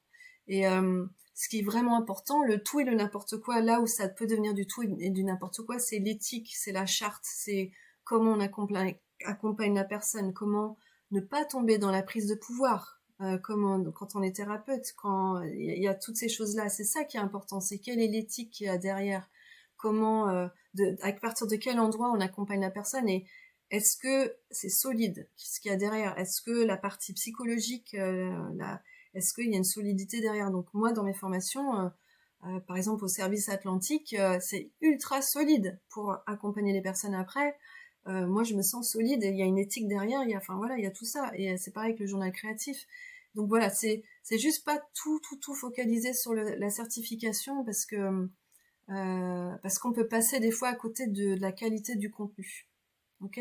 Et vraiment d'oublier le truc de certification qualité. C'est pas forcément le cas. C'est, comme je disais, il y a des formations sans, pas reconnues, extraordinaires, et il y a des écoles, après je connais pas ces écoles-là, mais de ce que j'ai pu, enfin, voilà, rencontrer, j'ai rencontré des personnes, beaucoup d'art thérapeutes de beaucoup de courants différents, et il y a de tout, quoi. Donc faut vraiment écouter son intuition, son instinct quand on rencontre les gens, et voilà, ok? J'espère que j'ai répondu à ta question. Alors encore une fois, Sylvie, c'est mon expérience, voilà, c'est un point de vue et c'est pas the point de vue. C'est pas, voilà, c'est juste un point de vue parmi d'autres, je cherche pas à apporter une vérité sur la manière de voir ça. Ok? Mia qui dit l'originalité, la présence. Oui, Sylvie, bah oui, le côté gourou et charlatan. Ouais, c'est comme dans tout métier, dans tout, je dirais même domaine, même des domaines reconnus. Les gourous, les charlatans, en fait, c'est plutôt les personnes qui veulent avoir du pouvoir sur les autres. Et donc, même dans des très bonnes formations, il peut y avoir aussi ça. Donc, c'est pas parce que quelqu'un est reconnu que c'est forcément quelqu'un. Enfin, c'est vraiment là. Enfin, en fait, on pense que c'est reconnu, donc forcément, à tous les niveaux, il y a pas ce côté gourou, ce côté. Eh ben, en fait, c'est partout, quoi. C'est pour ça que je vous dis rencontrer, expérimenter, et puis là, vous allez sentir vraiment ce qui est bon pour vous. Et des fois, il y a des personnes gourous, hein, ou on va dire des personnes qui ont une forte personnalité, ou qui ont assez de puissance ou de pouvoir, qui sont formateurs. Ça ne veut pas dire que tout ce qu'ils transmettent est mauvaise, parce que tout le contenu de ce qu'ils transmettent n'a pas de valeur. Donc des fois, c'est du discernement aussi, c'est de faire ce qui est bien, ce qui est bon à prendre, et voilà. Et puis, donc en fait, il y a de tout, il y a de tout. Et c'est pour ça que faites des stages, voilà, expérimentez, rencontrez, et vous allez sentir qui est bon pour vous, quelle est la bonne personne pour vous. Ok, la bienveillance. Oui, Marie-Pierre qui dit le diplôme reconnu n'est pas garant d'un bon professionnel. Exactement. La supervision professionnelle. Sylvie parle de la supervision. Oui, bah, j'en parlais tout à l'heure. C'est que c'est important de se faire superviser parce qu'on est des êtres humains quand on est thérapeute, et on a des périodes où on vit nous-mêmes des épreuves, et donc c'est pas forcément facile d'accompagner les personnes. Il y a aussi des cas, des personnes avec lesquelles on sait pas comment les accompagner, où ça vient trop résonner des choses, et donc là c'est bien d'avoir quelqu'un à l'extérieur qui nous supervise. Donc moi je me fais superviser de temps en temps avec d'autres thérapeutes, on se fait superviser, déjà c'est hyper intéressant d'échanger sur nos difficultés, parce que tous les thérapeutes ont des difficultés, et de se dire ah ouais, je suis pas toute seule, et puis d'avoir quelqu'un en face qui donne des conseils, un autre point de vue sur la situation, son propre expérience, parce que voilà, c'est top quoi. Donc ouais, c'est important de se faire superviser. Alors Marino, l'empathie, oui. Ok, super Marie-Noël, parce que ça va vraiment, ta question va vraiment, c'est un truc auquel j'ai pas pensé, j'en ai pas parlé, et c'est hyper important. Est-ce que mon expérience d'infirmière psy peut me donner la légitimité d'être thérapeute sans formation, mais plutôt être formée aux outils? Oui, bien sûr. Alors attends, je répète la question. Est-ce que peut me donner d'être thérapeute sans formation, mais plutôt être formée aux outils? Ça dépend ce que tu veux dire par thérapeute, parce que en fait, je peux pas vraiment te répondre. Je peux pas dire oui comme ça parce que je sais pas quelle est ta formation en tant qu'infirmière psy, ce que tu as appris au niveau psychologie. Je sais pas quelle est la proportion de ça dans ton. Ce qui est important, c'est ce que, comme je disais tout à l'heure. Enfin, je pense que pour être thérapeute, c'est important d'aller explorer à l'intérieur de soi comment ça fonctionne et d'avoir des approches en psychologie sur lesquelles vous pouvez vous appuyer. Non, enfin, votre expérience personnelle d'être thérapeute de vous-même, mais aussi d'avoir des outils. Alors, je peux pas vraiment te répondre. En tout cas, ce qui est important dans ton expérience d'infirmière psy, c'est que tu es déjà dans la santé, tu es déjà en train d'accompagner les personnes, et ça, c'est vraiment de la valeur ajoutée. Et moi, j'avais pas tout ça quand j'ai démarré en tant qu'art thérapeute. J'avais jamais travaillé dans le milieu de la santé, de l'accompagnement. Donc, toutes les personnes qui ont déjà tout un passé en tant qu'accompagnatrice dans la santé ou et ben vraiment, ça c'est très très très riche. Et ça, c'est de la valeur ajoutée pour être thérapeute, parce que vous êtes déjà dans l'accompagnement. Donc, ça se trouve, enfin, il y a plein de choses que vous ne ferez pas, il y a plein de choses que moi, des erreurs que j'ai faites que vous ne feriez jamais, voilà. Et, et voilà, donc, et tu peux, euh, voilà. Je sais pas si j'ai répondu à ta question, mais en tout cas, c'est pour répondre à toutes les personnes qui ont une formation dans l'accompagnement, dans l'aide, dans tout ça. C'est vraiment, faut vraiment vous dire que c'est plus qu'une formation, quoi. Vous avez une expérience qui a vraiment sa place. Ah, ok, Sylvie, toi, tu viens du Québec. Mais oui, mais c'est pas pareil, votre situation au Québec. C'est pas pareil. Oui, ben, j'aimerais bien que ça se passe ici comme au Québec. Parce qu'au Québec, il y a plus, j'ai l'impression en tout cas qu'il y a plus, enfin de ce qu'on m'a dit aussi de Québécois de là-bas, qui m'ont dit comment ça se passait, il y a plus de cohésion entre les différents courants. Il y a plus de, j'ai l'impression, enfin de ce qu'on m'a dit, qu'il y a moins de conflits de courants en fait. Donc du coup, ça permet peut-être un cadre beaucoup plus ouvert qu'en France où il n'y a pas de cadre, mais du coup il y a beaucoup de dissensions et de disputes entre des courants différents. Donc au Québec, enfin moi mon idée c'est qu'on aille vers comme ça se passe chez vous quoi, et que qu'il y ait une association sérieuse. Enfin il y a des associations ici en France, mais il y en a plusieurs quoi. Parce qu'il y a la Fédération française des arts thérapeutes, mais aussi la Ligue des arts thérapeutes, je crois que ça s'appelle comme ça, il y a plusieurs. Donc voilà, je comprends d'où viennent tes questions maintenant. D'accord.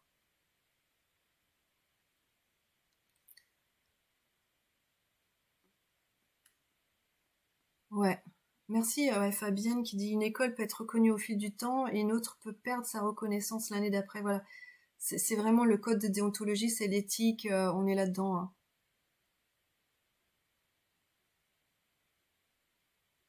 Oui, tu as raison Sylvie quand tu dis une personne qui est vulnérable et qui a de véritables problèmes de santé mentale n'a pas toujours son plein libre arbitre. C'est facile d'abuser de sa fragilité car elle est en difficulté, c'est vrai.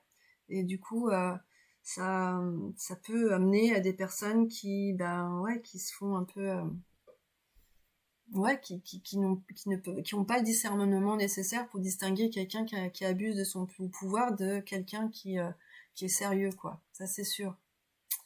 Et voilà, c'est ça là où il y a un problème quand il n'y a pas de cadre. Voilà. L'idéal, c'est de trouver un cadre assez souple pour que plusieurs courants puissent rentrer dedans, et en même temps, bah, là où il y a vraiment des abus clairement justifiés et reconnus, ben voilà, que ça soit écarté. Moi, je suis pour ça, hein. Alors, Emeline, je connais Emeline qui est là, donc et et quand est-il d'un mix original entre art-thérapie et marketing authentique? Cela paraît crédible. Bah oui, oui, oui. On peut. Merci de parler de ça en fait, Emeline, parce que j'avais complètement oublié de cet aspect-là du métier d'art-thérapeute, c'est qu'on devient un peu commercial. Bah oui, parce qu'on est en libéral et il faut parler de soi. Et comment parler de soi? Vendre son business entre guillemets, tout en ayant bah, une forme d'éthique, une forme de voilà, d'une forme de voilà, si on est art thérapeute, on n'est pas forcément équipé en tant que commercial et de faire du marketing et tout ça. Donc c'est ça, c'est d'amener du marketing authentique et humaniste. C'est de vraiment prendre. Il m'a fallu beaucoup de temps hein, pour lâcher le truc de ah je suis obligée de faire du commercial tout ça. D'ailleurs, j'en parlerai après, mais je vais parler de mes stages. Voilà, c'est le côté commercial, c'est que c'est aussi important de parler de ce que je fais. Parce que sinon personne va le savoir et personne va venir à mes stages. Donc à la fin de ce live, j'ai complètement oublié de vous dire, mais il y aura aussi un moment où si vous avez des questions par rapport à mes stages d'été, j'en parlerai. Donc merci pour la transition, Emeline, parce que ça me permet de vraiment illustrer en direct comment c'est compliqué d'être dans son authenticité de thérapeute et tout ça, et en même temps, ben on développe son activité, donc faut savoir en parler, faut savoir le vendre, entre guillemets, enfin en tout cas donner envie aux gens de venir. Faut savoir avoir confiance en soi et de se dire bah ce que je fais ça a de la valeur, voilà. Donc ça s'apprend. Le marketing authentique, c'est parler de ce qu'on fait dans le respect de la personne en face et que de pas imposer ces trucs. Donc c'est pour ça que je vous en parle de ces stages à la fin du live, comme ça vous n'êtes pas obligé d'entendre toute la partie de pub et comme ça vous avez le choix après de décider de rester, que je vous explique ce que je fais cet été, ou de partir parce que ça vous intéresse pas. Voilà. Donc Emeline, je sais pas si ça illustre un petit peu le marketing authentique et humaniste du marketing traditionnel. Donc est-ce que vous avez d'autres questions avant la fin? Parce que je pense que j'ai tout dit. Donc voilà, je vous conseille ce livre-là. Il y en a plein d'autres, mais comme je vous disais, j'ai pas tout lu, hein, et il y en a plein d'autres qui sortent, des nouveaux. Donc, pardon, je conseille celui-là, il est très bien. Il est bien aussi celui-là, bah, tous les livres d'Anne-Marie Jobin. Hein. Moi, j'ai commencé par celui-là, il est super. Il y a des nouveaux livres qui sont sortis. Le nouveau livre de Nathalie Hanau, Le carnet de deuil. Alors, j'ai pas encore exploré, mais voilà, Nathalie Hanau, elle est aussi formatrice, une des formatrices assistantes d'Anne-Marie Jobin dans la formation. D'ailleurs, je la fais venir le 1er et le 2 novembre sur ce thème-là. Donc, si vous voulez vous inscrire, vous pouvez passer par moi parce que je l'organise ici en Bretagne. Donc voilà, je regarde s'il y a d'autres questions avant de faire ma petite page de pub. Merci pour le marketing authentique. Tu pourrais mettre la bibliographie sur la page. Je vais mettre juste les auteurs, comme ça vous allez pouvoir... Ok, merci Marie-Pierre. Merci, merci. Merci Mia. Ben, en tout cas, j'espère que ce live vous a apporté des clés, des pistes, vous a permis d'avoir plus de clarté sur ce métier, sur comment vivre ce métier. Et voilà, ok? Oui, il est sorti en France. Je sais pas si Séverine où tu es en France, mais il est sorti, ouais, je l'ai trouvé justement, j'ai trouvé à Nantes, je crois, à la Fnac. Ouais. Donc voilà, il y a un stage le 1er le 2 novembre, donc ça tombe bien hein, pour le carnet d'œil. Et 2 jours sur Nathalie Hanau qui va animer ce stage. J'ai bien hâte. Et Nathalie, c'est une magnifique personne. Voilà, ça promet d'être un super stage. Merci Fabienne pour tes mots. Oui, Marie-Noël, pour tous ceux qui sont arrivés en retard, vous pourrez revoir, ça va rester sur la page et puis je le mettrai sur YouTube aussi. Ok, merci Isabelle. Merci Citron Citrouille. Ok, alors, Pour celles et ceux qui ont envie, je vais juste rapidement vous parler de mes stages d'été. J'ai un premier stage sur le voyage créatif à travers les chakras. Alors c'est début juillet, c'est du 6 au 9 juillet dans mon coin à moi, à côté, dans une superbe ferme réadaptée en tant que lieu de bien-être. C'est vraiment magnifique et je vais faire ce stage-là. Je prends que 8 personnes, donc c'est un petit groupe et on va aller de chakra en chakra. Donc pour ceux qui ne savent pas ce que c'est qu'un chakra, c'est des centres énergétiques dans le corps et chaque centre est physique, mais c'est aussi symbolique. Donc on va travailler sur l'ancrage, par exemple, pour le premier chakra. Deuxième chakra, ça va être par exemple sur le plaisir. Le troisième sur l'identité. Enfin voilà, chaque chakra, on va aller faire ce voyage à l'intérieur pour ramener de l'équilibre à l'intérieur de soi à travers le journal créatif et les outils du journal créatif. Et il y aura une demi-journée par chakra, et donc ça sera sur 4 jours. Alors je regarde quand même... je fais petite pause là sur la page de pub parce que je regarde toutes les Sylvie. Merci Sylvie. Oui, oui, j'apprends tout à fait. J'adhère beaucoup aux approches nord-américaines, exactement. Et mais il y a aussi des approches ici en France comme Jean-Pierre Klein qui sont aussi, enfin, tout est enrichissant en fait. À partir du moment où quelqu'un est passionné par un sujet, il a quelque chose à apporter. Et donc moi, c'est vraiment ça que je cherche, hein, c'est d'unir les approches passionnantes pour après qu'on puisse choisir une approche qui nous corresponde à nous. Donc voilà. Ok. Ah, tu es à Nantes, Séverine, on dirait. Ok, ok. Avec grand plaisir pour... merci, merci. C'était vraiment avec grand plaisir de vous avoir partagé tout ça. Merci Marie-Noël, ça me touche. Merci. Ok. Bon, bah je reprends ma page de pub alors. Donc vous n'êtes pas du tout obligé de rester. Hein. C'est du marketing humaniste, hein, rappelez-vous. Donc voilà, voyage créatif à travers les chakras, c'est un beau voyage de chakra en chakra pour vraiment retrouver l'équilibre là-dedans et tout ça de manière créative. Il y aura aussi des moments de travail dans le corps parce que les chakras c'est dans le corps. Donc comme voilà, je suis formée à diverses d'autres formations en yoga entre autres, ben, on va aussi faire un travail au niveau du corps.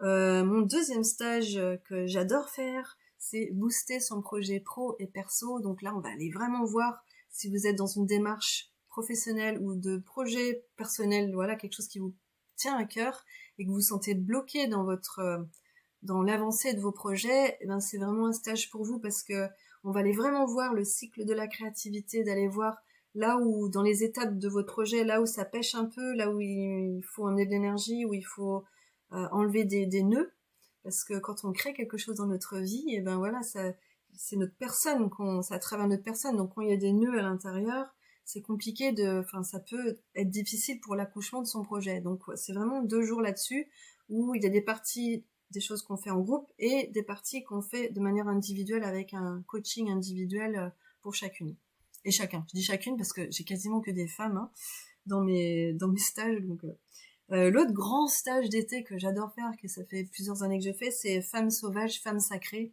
Donc là, c'est un stage particulier parce qu'on va aller vraiment plonger dans notre puissance féminine et d'aller voir, enfin, c'est vraiment un stage qui va en profondeur. Enfin, on y va, quoi. On va pas passer par 4 chemins, on y va, on va aller voir les parties en nous qui empêchent cette puissance féminine de s'exprimer. Donc il y a des techniques comme la respiration hyperventilée, il y a plein de techniques de méditation active de chaud, mais il y a aussi toute une partie art-thérapie, une partie danse-thérapie.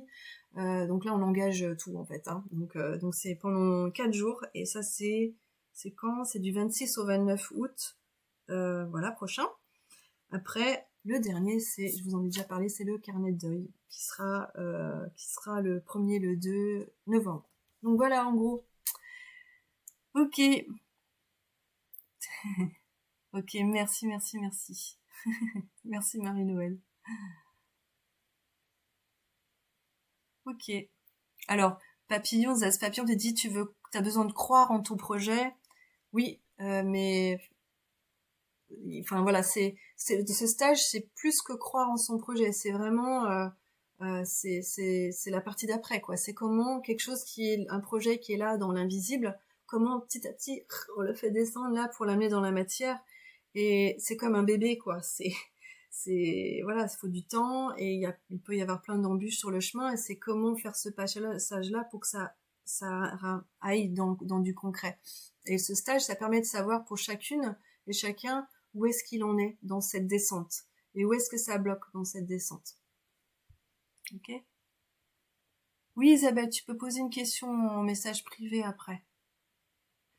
Alors, Citron Citrouille, tu aimerais venir à mes stages? Est-ce que je les propose plusieurs fois dans l'année? Je propose d'autres stages dans l'année. Par exemple, en fin d'année, je l'ai pas mis là, mais en général, avant Noël, je propose un stage sur contacter sa puissance. Donc, en fait, c'est un petit peu comme la femme sauvage, sauf que c'est condensé sur 2 jours. Et là, on fait pas vraiment de l'art-thérapie, en fait. On va vraiment secouer le bananier ou le cocotier, je sais pas, mais en tout cas, on va pour récolter les fruits, bien sûr, hein, mais on y va, quoi. Hein, on va pas. Donc, je fais plein de genres de stages. Le stage sur les chakras, on va dire, c'est plus léger, même s'il y a de l'introspectif, hein, mais c'est plus structuré, c'est plus léger, plus journal créatif.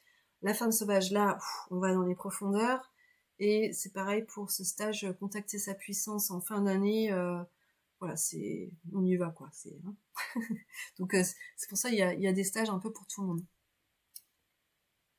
Marie-Noël, tu veux t'inscrire pour le carnet 2? Ben, on peut voir ça en message privé ou quand on se voit la prochaine fois. Il y a encore de la place, hein, donc elle prend pas mal de personnes, Nathalie, donc il y a de la place encore. Donc ce que je vais faire, c'est que je vais peut-être mettre dans le descriptif des liens vers les différents stages. De toute façon, tout est sur mon site, hein, je l'ai mis aussi en lien vers mon site et là vous aurez tout. Et puis voilà. Wow, ça fait quasiment 2 heures que je parle. C'est pour ça que j'ai un peu soif. Je comprends maintenant. Ok, bon bah ça y est, j'ai fait ma page de pub. Et maintenant, si vous avez encore d'autres questions, bah je peux encore les prendre. Sinon, bah je vais vous laisser avec toutes ces informations. Et ok. Ok, donc on en rediscutera, Marie-Noël, t'inquiète pas, pour le moment, il y a de la place, c'est ok, quoi. Ah oui, Delphine, je vais refaire des stages sur Facebook, parce que j'ai pas du tout parlé de cet aspect-là, mais je fais des programmes en ligne par saison, et donc là, je suis en pleine saison, d'ailleurs, Delphine, elle est avec nous dans cette saison-là, c'est ce qui était sur l'intuition, et la prochaine saison, ça va être en septembre prochain, ou non, en octobre, je sais pas quel thème ça sera, mais c'est une fois par semaine, je fais un live, là, comme là, maintenant, où je fais un atelier en direct, et vous me suivez en direct, on fait du journal créatif ensemble, et cette fois-ci, c'était sur l'intuition. La saison dernière, c'était sur les chakras. La saison d'avant, c'était sur une initiation au journal créatif. Et à partir de cette saison, en fait, les directs, là, je les retransforme et on va pouvoir les acheter de manière autonome d'ici 1 mois, je dirais 1 mois et demi. Vous pourrez avoir accès à ces programmes sur l'intuition. C'est juste le best-of, on va dire, des lives avec tous les trucs en trop retirés ou les questions et tout ça. Comme ça, vous avez des super ateliers à faire chez vous sans bouger de chez vous. Ah, merci Delphine, c'est gentil. Ok, bon, bah je vous fais de gros bisous et à bientôt. Je sais pas quand, où, comment, mais voilà. En tout cas, mon programme en ligne se termine la semaine prochaine, ce qui veut dire que je trouverai l'énergie et l'élan pour faire peut-être des lives d'ici bientôt sur cette page Facebook. Ok, je vous fais de gros bisous. Je vous souhaite plein de belles choses dans cette voie de l'art-thérapie si ça vous appelle. Et voilà, je vous fais de gros bisous. À bientôt les amis et à une prochaine. Bonne fin de journée.